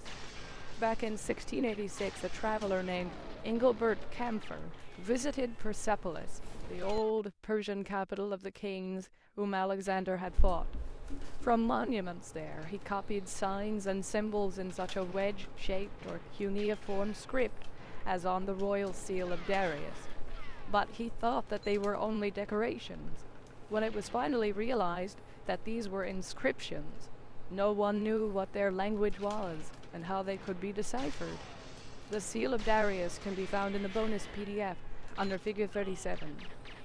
As in the case of the Egyptian hieroglyphs, so it was with the cuneiform writings. The key to the solution was a trilingual inscription. It was found carved on the rocks of forbidding mountains at a place in Persia called Behistun. In 1835, a major in the British Army, Henry Rawlinson, managed to copy the inscription and thereafter deciphered the script and its languages. As it turned out, the trilingual rock inscription was in Old Persian, Elamite, and Akkadian. Akkadian was the mother language of all the Semitic languages, and it was through the knowledge of Hebrew that scholars were able to read and understand the Mesopotamian inscriptions of the Assyrians and the Babylonians. Spurred by such discoveries, a Paris-born Englishman named Henry Austin Layard reached Mosul, a caravan junction in northeastern Iraq, then part of the Ottoman Turkish Empire in 1840. There, he was the guest of William F. Ainsworth, whose researches in Assyria, Babylonia, and Chaldea, along with earlier reports and small finds by Claudius J. Rich, not only fired Layard's imagination, but also led to scientific and monetary support from the British Museum and the Royal Geographical Society. Versed both in the pertinent biblical references and the Greek classical writings, Layard kept recalling that an officer in Alexander's army reported seeing in the area a place of pyramids and remains of an ancient city, a city whose ruins were considered ancient even in Alexander's times. His local friends showed him the various tells in the area, indicating that there were ancient cities buried beneath them. His excitement grew most when he reached a place called Burs Nimrod. I saw for the first time the great conical mound of Nimrod rising against the clear evening sky, he later wrote in his autobiography. The impression that it made upon me was one never to be forgotten. Was it not the place of the buried pyramid seen by Alexander's officer?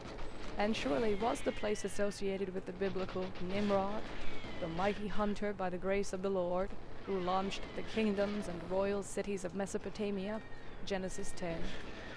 And the beginning of his kingdom, Babel and Erech and Akkad, all in the land of Shinar. Out of that land there emanated Ashur, where Nineveh was built, a city of wide streets, and Calah and Rezin. With the support of Major Rawlinson, who by then was the British resident and consul in Baghdad, Layard returned in 1845 to Mosul to begin digging at his cherished Nimrod. But whatever he was to find, and find he did, the claim to be the first modern archaeologist in Mesopotamia was not to be his.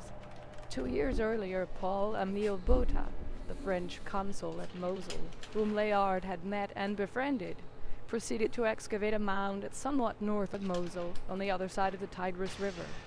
The natives called the place Khorsabad. The cuneiform inscriptions uncovered there identified it as Dur-Sharu-Kin, the ancient capital of the biblical Sargon, king of Assyria. Commanding the vast city and its palaces and temples was indeed a pyramid, constructed in 7 steps, the term for which is ziggurat. An illustration of a ziggurat can be found in the bonus PDF under Figure 38. Spurred by Botta's discoveries, Layard began to dig at his chosen mound, where he believed he would uncover Nineveh, the Assyrian capital of biblical renown. Though the place turned out to be the Assyrian military center named Kalu, the biblical Kala, the treasures that were uncovered were worth the effort. They included an obelisk set up by King Shalmaneser II, on which he listed among those paying him tribute Jehu, son of Omri, king of Israel. An image of the obelisk can be found in the bonus PDF under Figure 39. Assyrian finds now directly confirmed the historical veracity of the Old Testament. Encouraged, Layard began to excavate in 1849 a mound directly opposite Mosul on the eastern banks of the Tigris. The place, locally named Kuyunjik, was indeed Nineveh, the capital established by Sennacherib, the Assyrian king whose army was smitten by the Lord's angel when he besieged Jerusalem. 2 Kings chapter 18. After him, Nineveh served as the capital of Esarhaddon and Ashurbanipal. The art treasures carted off from there to the British Museum still make up the most impressive portion of its Assyrian displays. As the pace of excavations gathered momentum, as archaeological teams from other nations joined the race, all the Assyrian and Babylonian cities named in the Bible, with one minor exception, were uncovered. But as the world's museums filled up with the ancient treasures, the most important finds were the simple clay tablets, some small enough to be held in the palm of the scribe's hand, on which the Assyrians, Babylonians, and other peoples of Western Asia wrote down commercial contracts, court rulings, marriage and inheritance records, geographical lists, mathematical information, medical formulas, laws and regulations, royal histories. Indeed, every aspect of life by advanced and highly civilized societies. Epic tales, creation tales, proverbs, philosophical writings, love songs, and the like, made up a vast literary heritage. And there were matters celestial, lists of stars and constellations, planetary information, astronomical tables and lists of gods, their family relationships, their attributes, their tasks and functions, gods headed by 12 great gods, gods of heaven and earth, with whom there were associated the 12 months, the 12 constellations of the zodiac, and 12 members of our solar system. As the inscriptions themselves occasionally stated, their language stemmed from the Akkadian. This and other evidence confirmed the biblical narrative that Assyria and Babylon, which appeared on the historical stage circa 1900 BC, were preceded by a kingdom named Akkad. It was founded by Shahrukhin, the righteous ruler, whom we call Sargon I, circa 2400 BC. Some of his inscriptions were also found. In them he boasted that by the grace of his god Enlil, his empire stretched from the Persian Gulf to the Mediterranean Sea. He called himself King of Akkad, King of Kish, and he claimed to have defeated Uruk, who tore down its walls, was victorious in battle with the inhabitants of Ur. Many scholars believe that Sargon I was the biblical Nimrod, so that the biblical verses apply to him and to a capital named Kish, or Cush by biblical spelling, where kingship existed even before Akkad. And Cush begot Nimrod. He was first to be a mighty man in the land, and the beginning of his kingdom, Babel and Erech and Akkad, all in the land of Shinar. The royal city of Akkad was discovered southeast of Babylon. The ancient city of Kish was also discovered southeast of Akkad. Indeed, the more archaeologists moved down in the plain between the two rivers in a southeasterly direction, the greater was the antiquity of the places unearthed. At a place now called Warka, the city of Uruk, which Sargon I claimed to have defeated, the biblical Erech was found. It took the archaeologists from the 3rd millennium BC to the 4th millennium BC.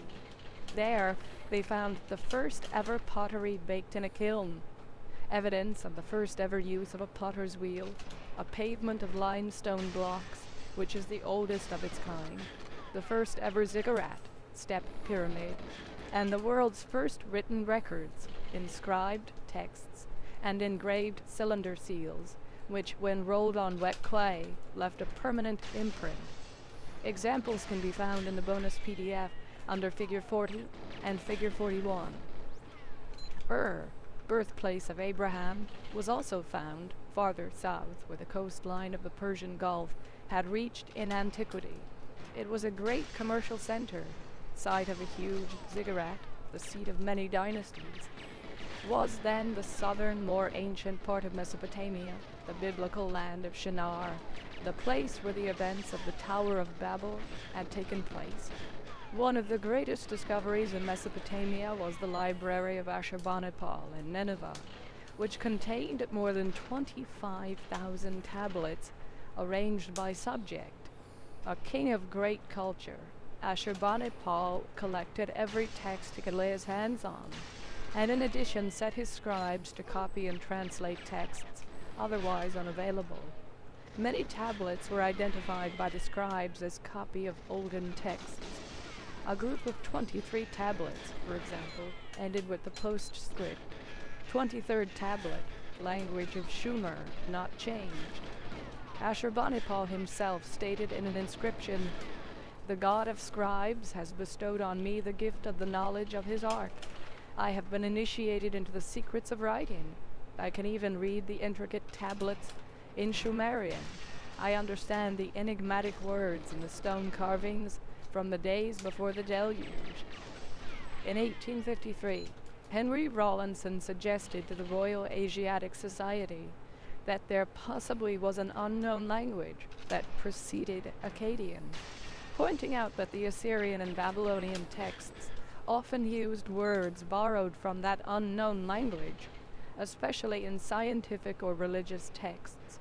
In 1869, Jules Aupert proposed at a meeting of the French Society of Numismatics and Archaeology that recognition be given to the existence of such an early language and of the people who spoke and wrote it. He showed that the Akkadians called their predecessors Sumerians and spoke of the land of Sumer. There is a map in the bonus PDF under Figure 42. It was, in fact, the biblical land of Shinar. It was the land whose name, Sumer, literally meant land of the watchers. It was indeed the Egyptian Ta-Neter, land of the watchers, the land from which the gods had come to Egypt. As difficult as it was at the time, scholars have accepted, after the grandeur and antiquity of Egypt had been unearthed, that civilization, as known to the West, did not begin in Rome and Greece. Could it now be, as the Egyptians themselves had suggested, that civilization and religion began not in Egypt, but in southern Mesopotamia?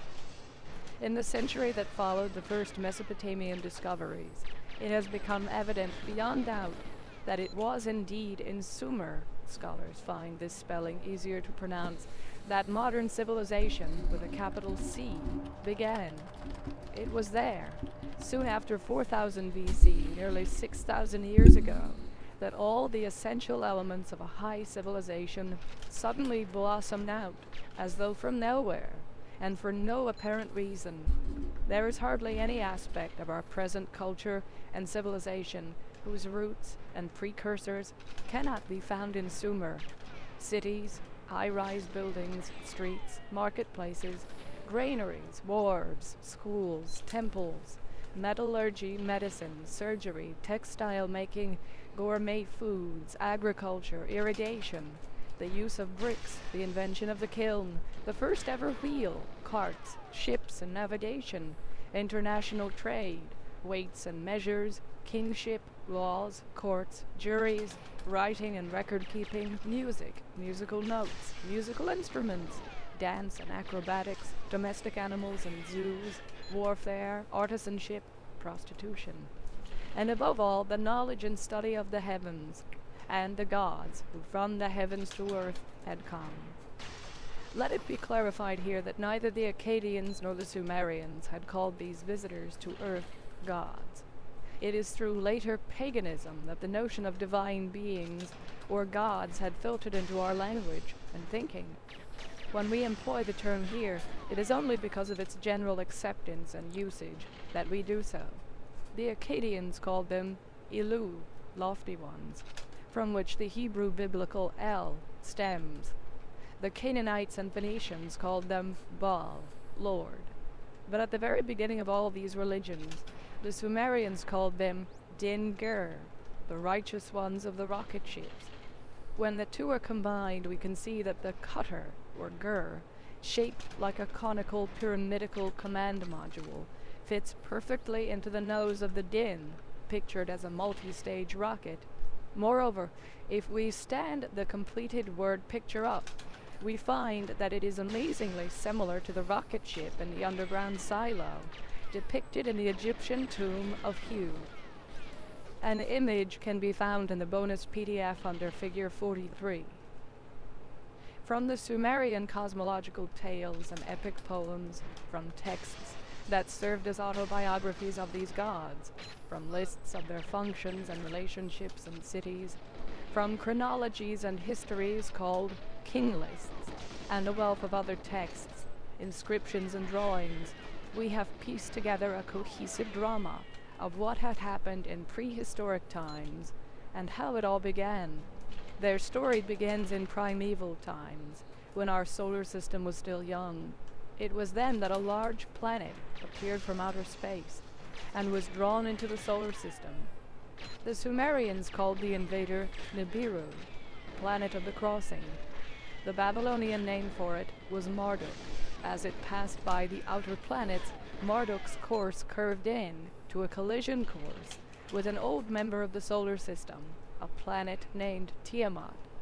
The two came together. The satellites of Marduk split Tiamat in half.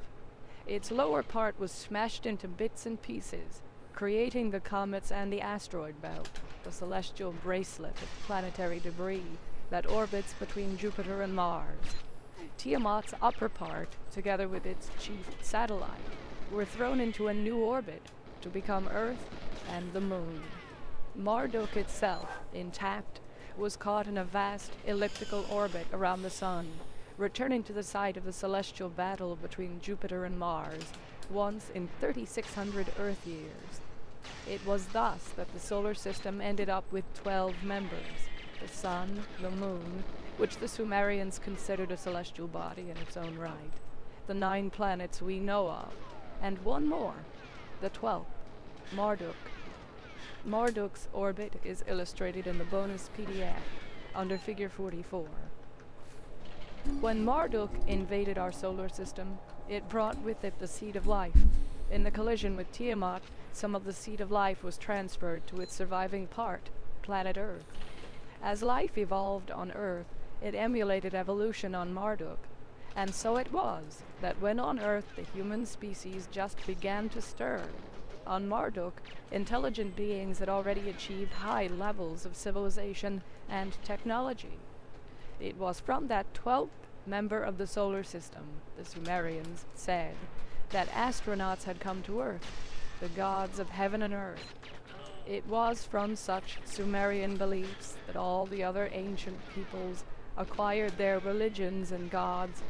These gods, the Sumerians said, created mankind and eventually gave it civilization. All knowledge, all sciences, including an incredible level of a sophisticated astronomy.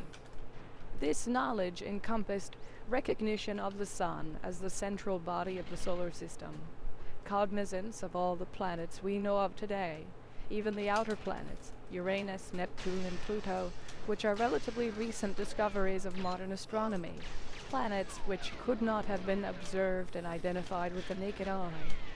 And in planetary texts and lists, as well as in pictorial depictions, the Sumerians insisted that there was one more planet, Nibiru, Marduk, which, when nearest Earth, passed between Mars and Jupiter, as shown on a 4,500-year-old cylinder seal.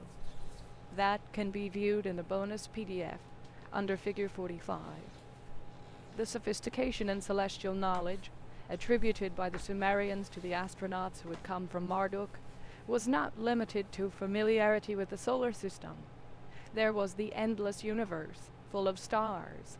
It was first ever in Sumer, not centuries later in Greece, as has been thought, that the stars were identified. grouped together into constellations, given names, and located in the heavens.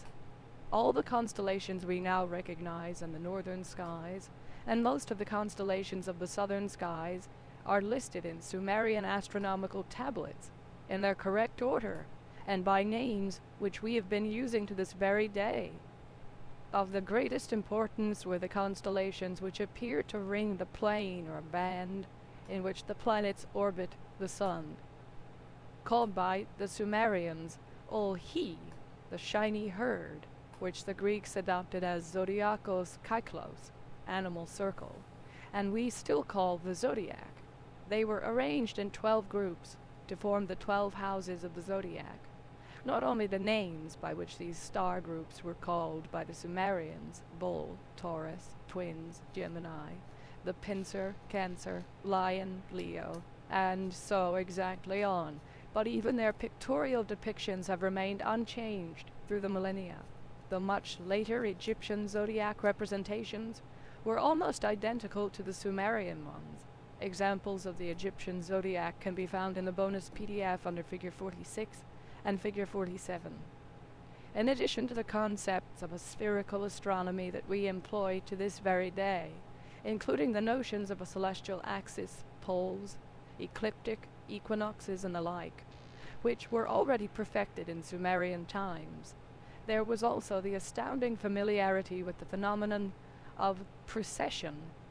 As we now know, there is an illusion of a retardation in Earth's orbit, as an observer from Earth pinpoints the sun on a fixed date, such as the first day of spring, against the zodiac constellations that act as a backdrop in space, caused by the fact that the Earth's axis is inclined relatively to its plane of orbit around the sun. This retardation or precession is infinitesimal in terms of human lifespans. In 72 years, the shift in the zodiac backdrop is a mere 1 degree of the 360-degree celestial circle. Since the zodiac circle surrounding the band in which Earth and other planets orbits around the sun was divided into an arbitrary 12 houses, each takes up 1/12 of the full circle, or a celestial space of 30 degrees. It thus takes Earth 2,160 years, 72 times 30, to retard through the full span of a zodiac house. In other words, if an astronomer on Earth has been observing, as is now done, the spring day when the sun began to rise against the constellation or house of Pisces, his descendants, 2,160 years later, would observe the event with the sun against the backdrop of the adjacent constellation, the house of Aquarius. No single man, perhaps even no single nation, could have possibly observed, noted, and understood the phenomenon in antiquity. Yet the evidence is irrefutable. The Sumerians, who began their time counting or calendar in the age of Taurus, which began circa 4400 BC, were aware of and recorded in their astronomical lists the previous precessional shifts to Gemini, circa 6500 BC, Cancer, circa 8700 BC, and Leo, circa 10,900 BC. Needless to say, it was duly recognized circa 2200 BC that the first day of spring, New Year to the peoples of Mesopotamia, retarded a full 30 degrees and shifted to the constellation or age of Aries, the ram, Kumal in Sumerian. It has been recognized by some of the earlier scholars who combined their knowledge of the Egyptology, Assyriology with astronomy that the textual and pictorial depictions employed the zodiac age as a grand celestial calendar whereby events on Earth were related to the grander scale of the heavens. The knowledge has been employed in more recent times as a means of prehistoric and historic chronological aid in such studies as that by G.D. Santillana and H. von Deschamps. There is no doubt, for example, that the lion-like sphinx south of Heliopolis, or the ram-like sphinxes guarding the temples of Karnak, depicted the zodiac ages in which the events they stood for had occurred, or in which the gods or kings represented had been supreme.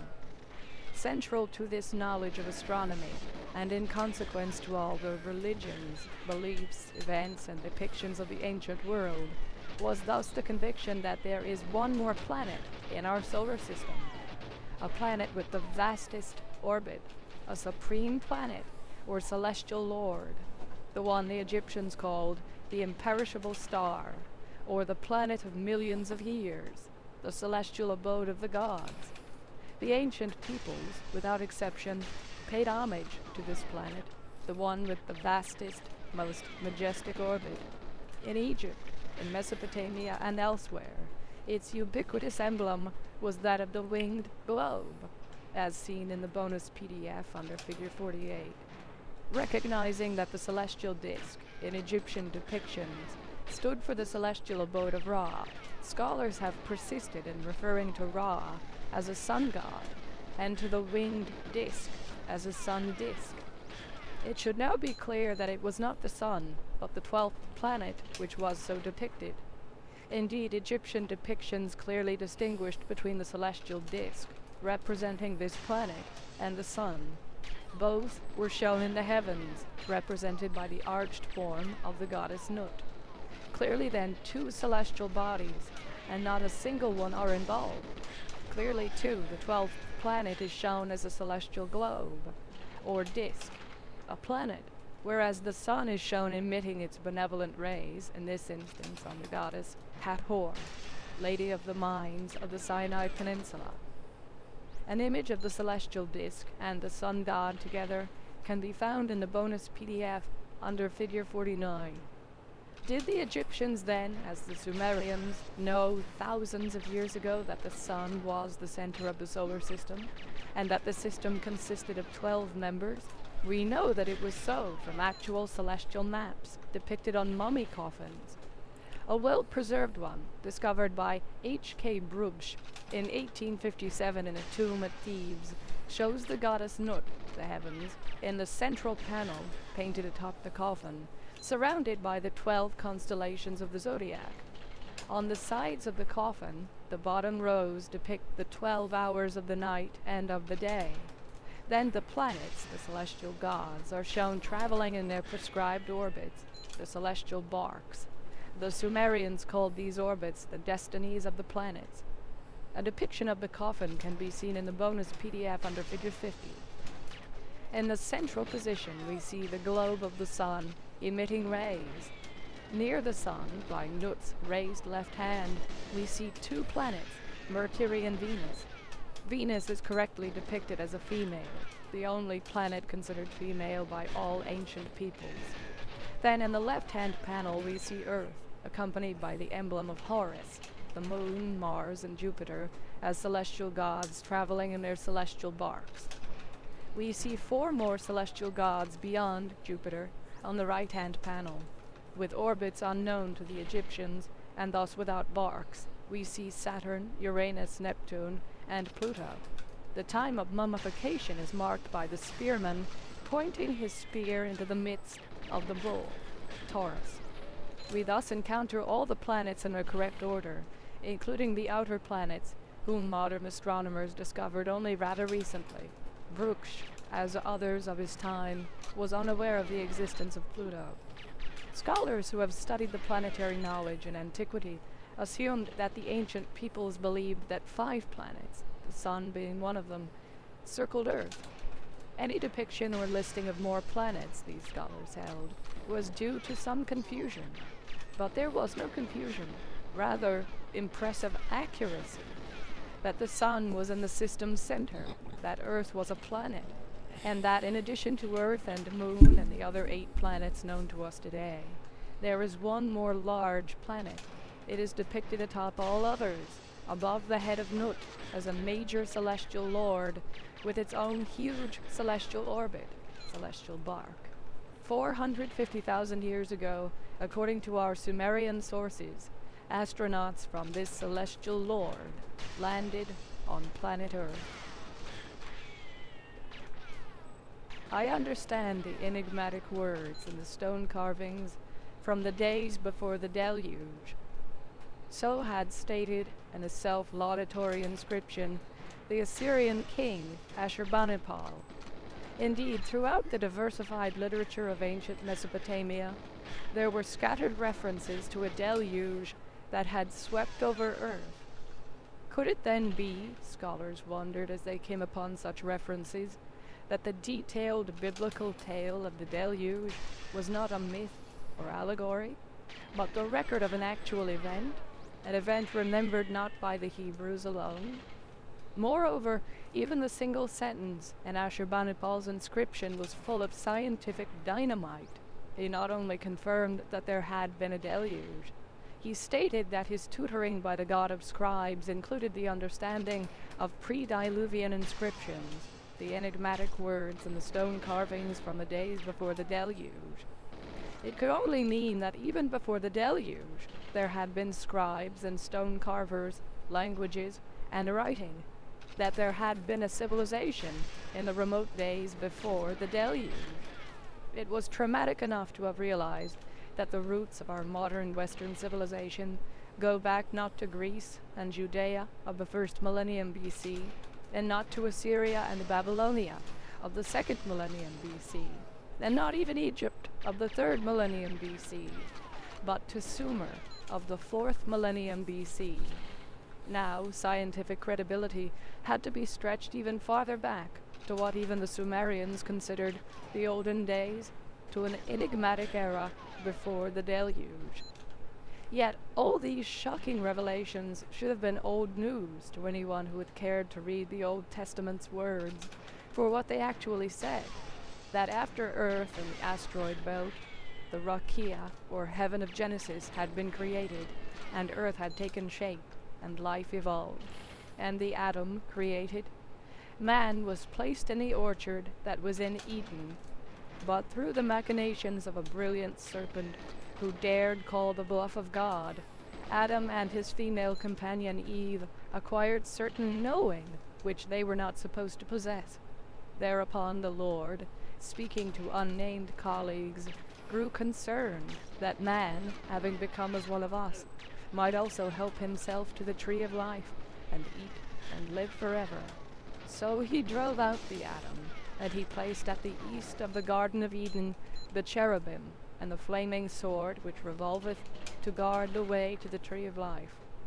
Thus was Adam expelled from the wonderful orchard which the Lord had planted in Eden, from then on to eat the herbs of the field, and obtain his sustenance by the sweat of thy face.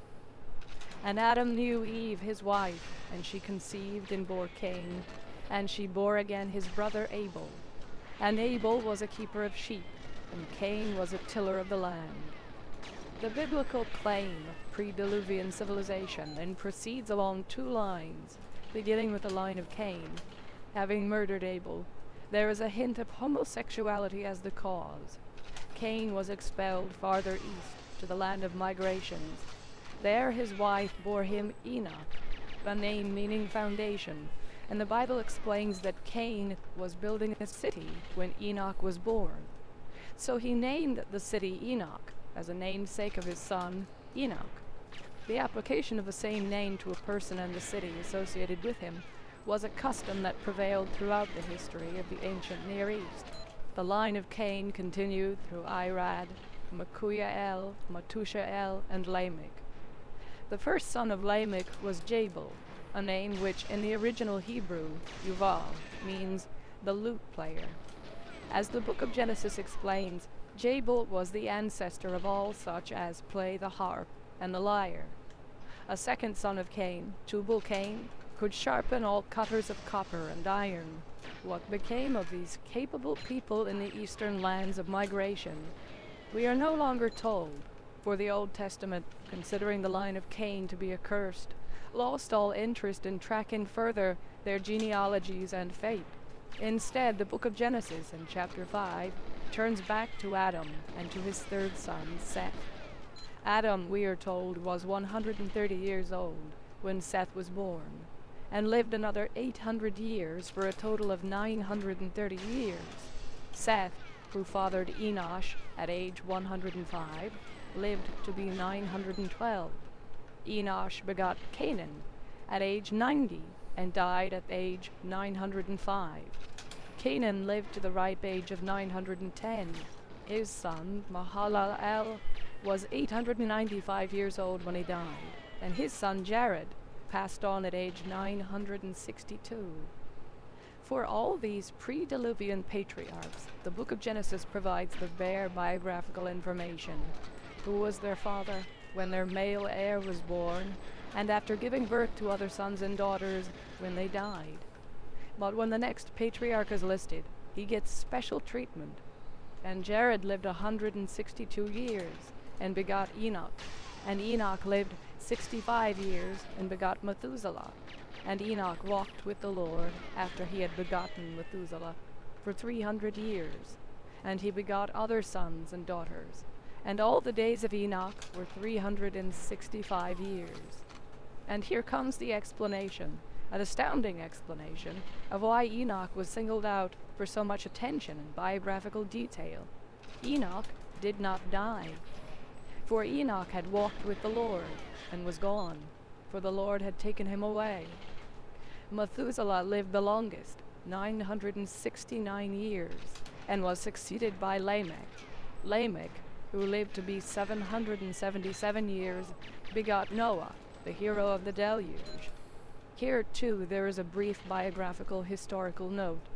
Lamech had so named his son, we are informed, because mankind was undergoing at that time great sufferings, and the earth was barren and unproductive. In naming his son Noah, respite, Lamech expressed the hope that this one shall bring us respite of our toil and frustrations of the land which the Lord had cursed. And so, through 10 generations of pre-Diluvian patriarchs, blessed with what scholars call legendary lifespans, the biblical narrative reaches the momentous events of the deluge. The deluge is presented in the book of Genesis as the opportunity seized by the Lord to destroy the man whom I had created from the face of the earth. The ancient authors found it necessary to provide an explanation for such a far-reaching decision. It had to do, we are told, with man's sexual perversions, specifically with the sexual relations between the daughters of man and the sons of the gods. In spite of the monotheistic endeavors of the compilers and editors of the book of Genesis, struggling to proclaim faith and a sole deity in a world in those days believed in many gods, there remain numerous slip-ups where the biblical narrative speaks of gods in the plural. The very term for deity, when the Lord is not specifically named as Yahweh, is not the singular El, but the plural, Elohim. When the idea of creating Adam occurs, the narrative adopts the plural language, and Elohim, or the deities, said, "Let us make man in our image, and after our likeness." And when the incident with the fruit of knowing had occurred, Elohim again spoke in the plural to unnamed colleagues. Now, it transpires from 4 enigmatic verses of Genesis 6 that set the stage for the deluge, that not only were there deities in the plural, but that they even had sons in the plural. These sons upset the Lord by having sex with the daughters of man, compounding their sins by having children or demigods born from this illicit lovemaking. And it came to pass, when the earthlings began to multiply upon the earth, and daughters were born unto them, that the sons of the gods saw the daughters of Adam, that they were good, and they took them for wives, of all which they chose. And the Old Testament explains further, the Nephilim were upon the earth in those days, and thereafter too, those sons of the gods who cohabited with the daughters of the Adam, and they bore children unto them. They were the mighty ones of eternity, the people of the Shem. Nephilim, traditionally translated giants, literally means those who were cast upon the earth. They were the sons of the gods, the people of the Shem, the people of the rocket ships. We are back to Sumer and the Din-Gur, the righteous ones of the rocket ships. Let us then pick up the Sumerian record where we left off, 450,000 years ago. It was some 450,000 years ago, the Sumerian texts claim, that astronauts from Marduk came to Earth in search of gold, not for jewelry, but for some pressing need affecting survival on the 12th planet. The first landing party numbered 50 astronauts. They were called Anunnaki, those of heaven who are on Earth. They splashed down in the Arabian Sea and made their way to the head of the Persian Gulf, establishing there their first Earth station, Eridu, home and far away built. Their commander was a brilliant scientist and engineer who loved to sail the seas, whose hobby was fishing.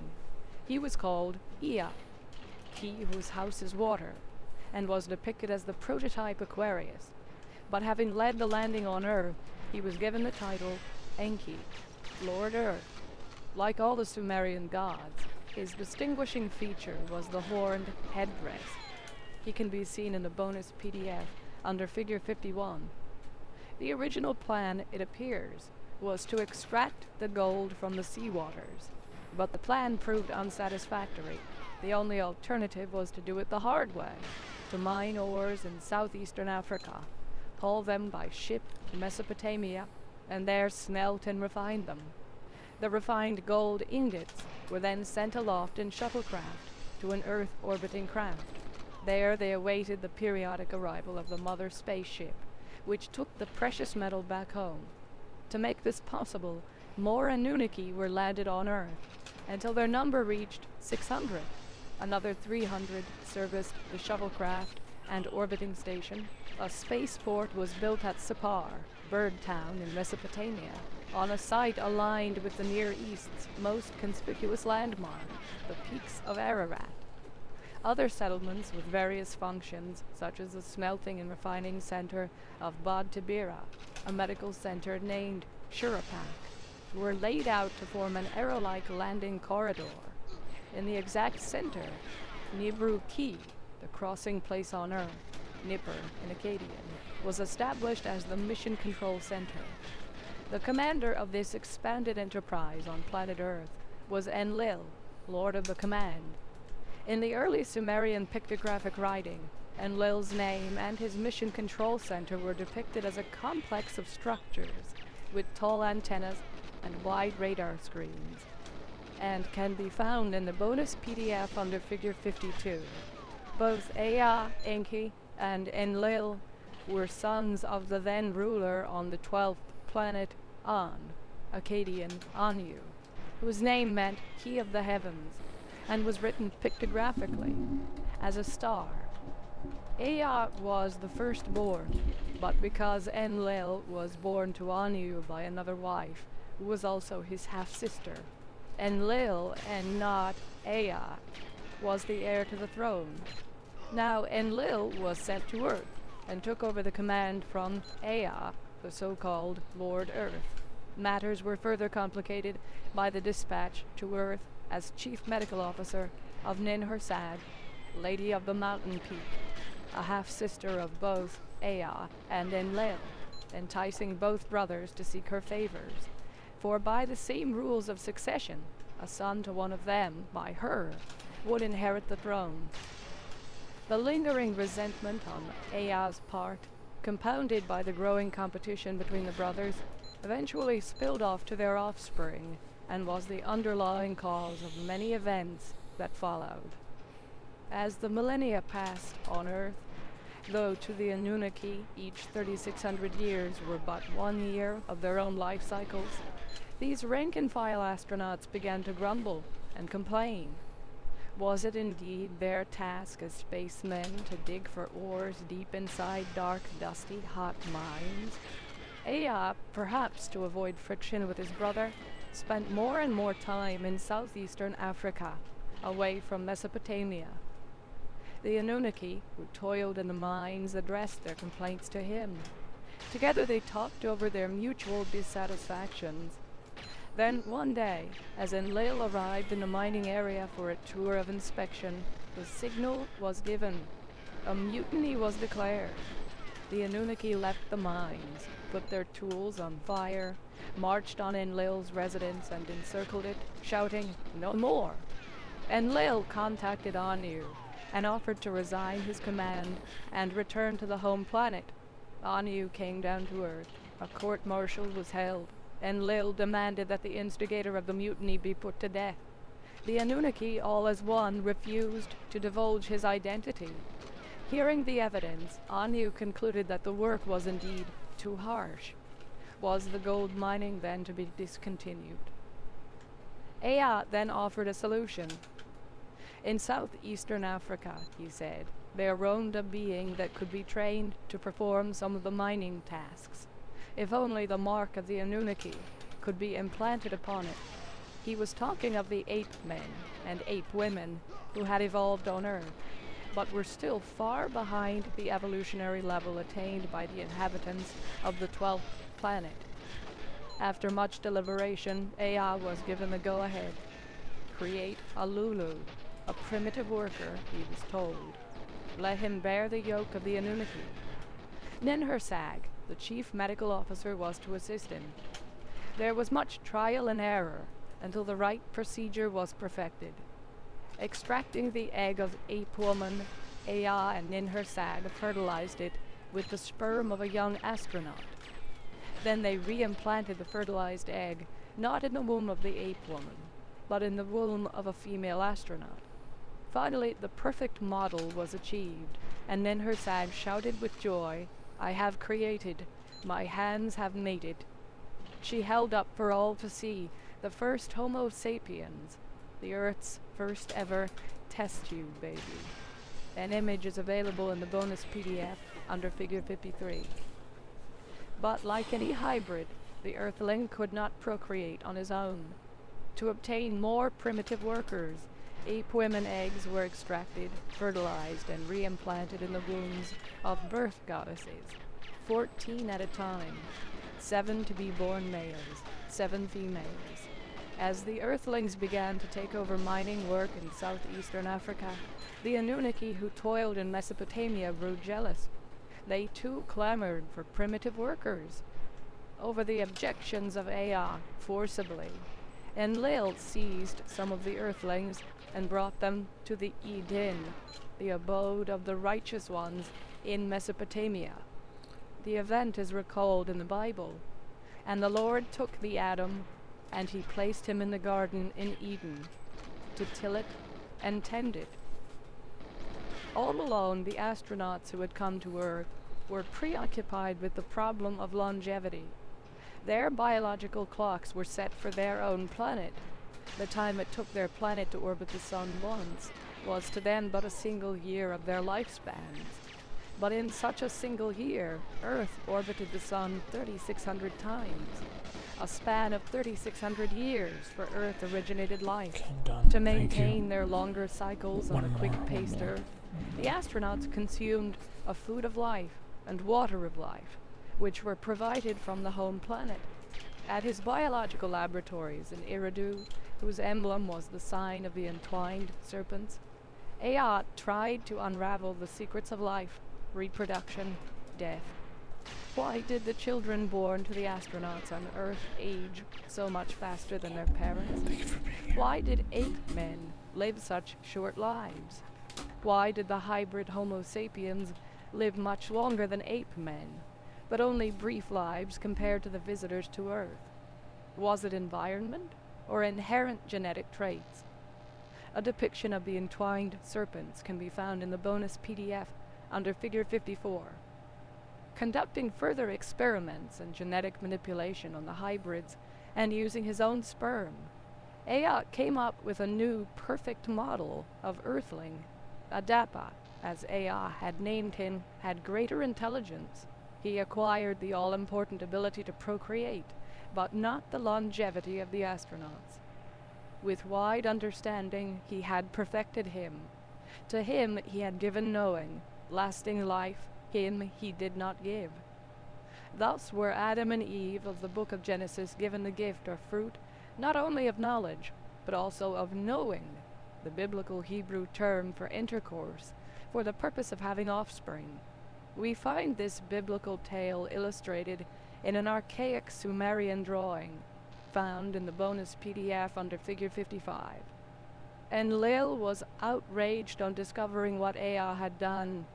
It was never intended that man should be able to procreate like the gods. What next, he asked. Would Ea also achieve for man an everlasting lifespan? On the home planet, Anu, too, was perturbed. Rising from his throne, he ordered, "Let them fetch Adapa hither." Afraid that his perfected human would be destroyed at the celestial abode, Ea instructed him to avoid the food and water that would be offered to him, for they would contain poison. He gave him this advice: "Adapa, thou art going before Anu, the ruler. The road to heaven wilt thou take. When to heaven thou hast gone up, and hast approached the gate of Anu, Tammuz and Gazida at the gate will be standing. They will speak to Anu. Anu's benign face they will cause to be shown thee. As thou standest before Anu, when they offer thee the bread of death, thou shalt not eat it. When they offer thee the water of death, thou shalt not drink it." Then he made him take the road to heaven, and to heaven he went up. When Anu saw Adapa, he was impressed by his intelligence and the extent to which he had learned from Ea the plan of heaven and earth. "What shall we do about him?" he asked his counselors.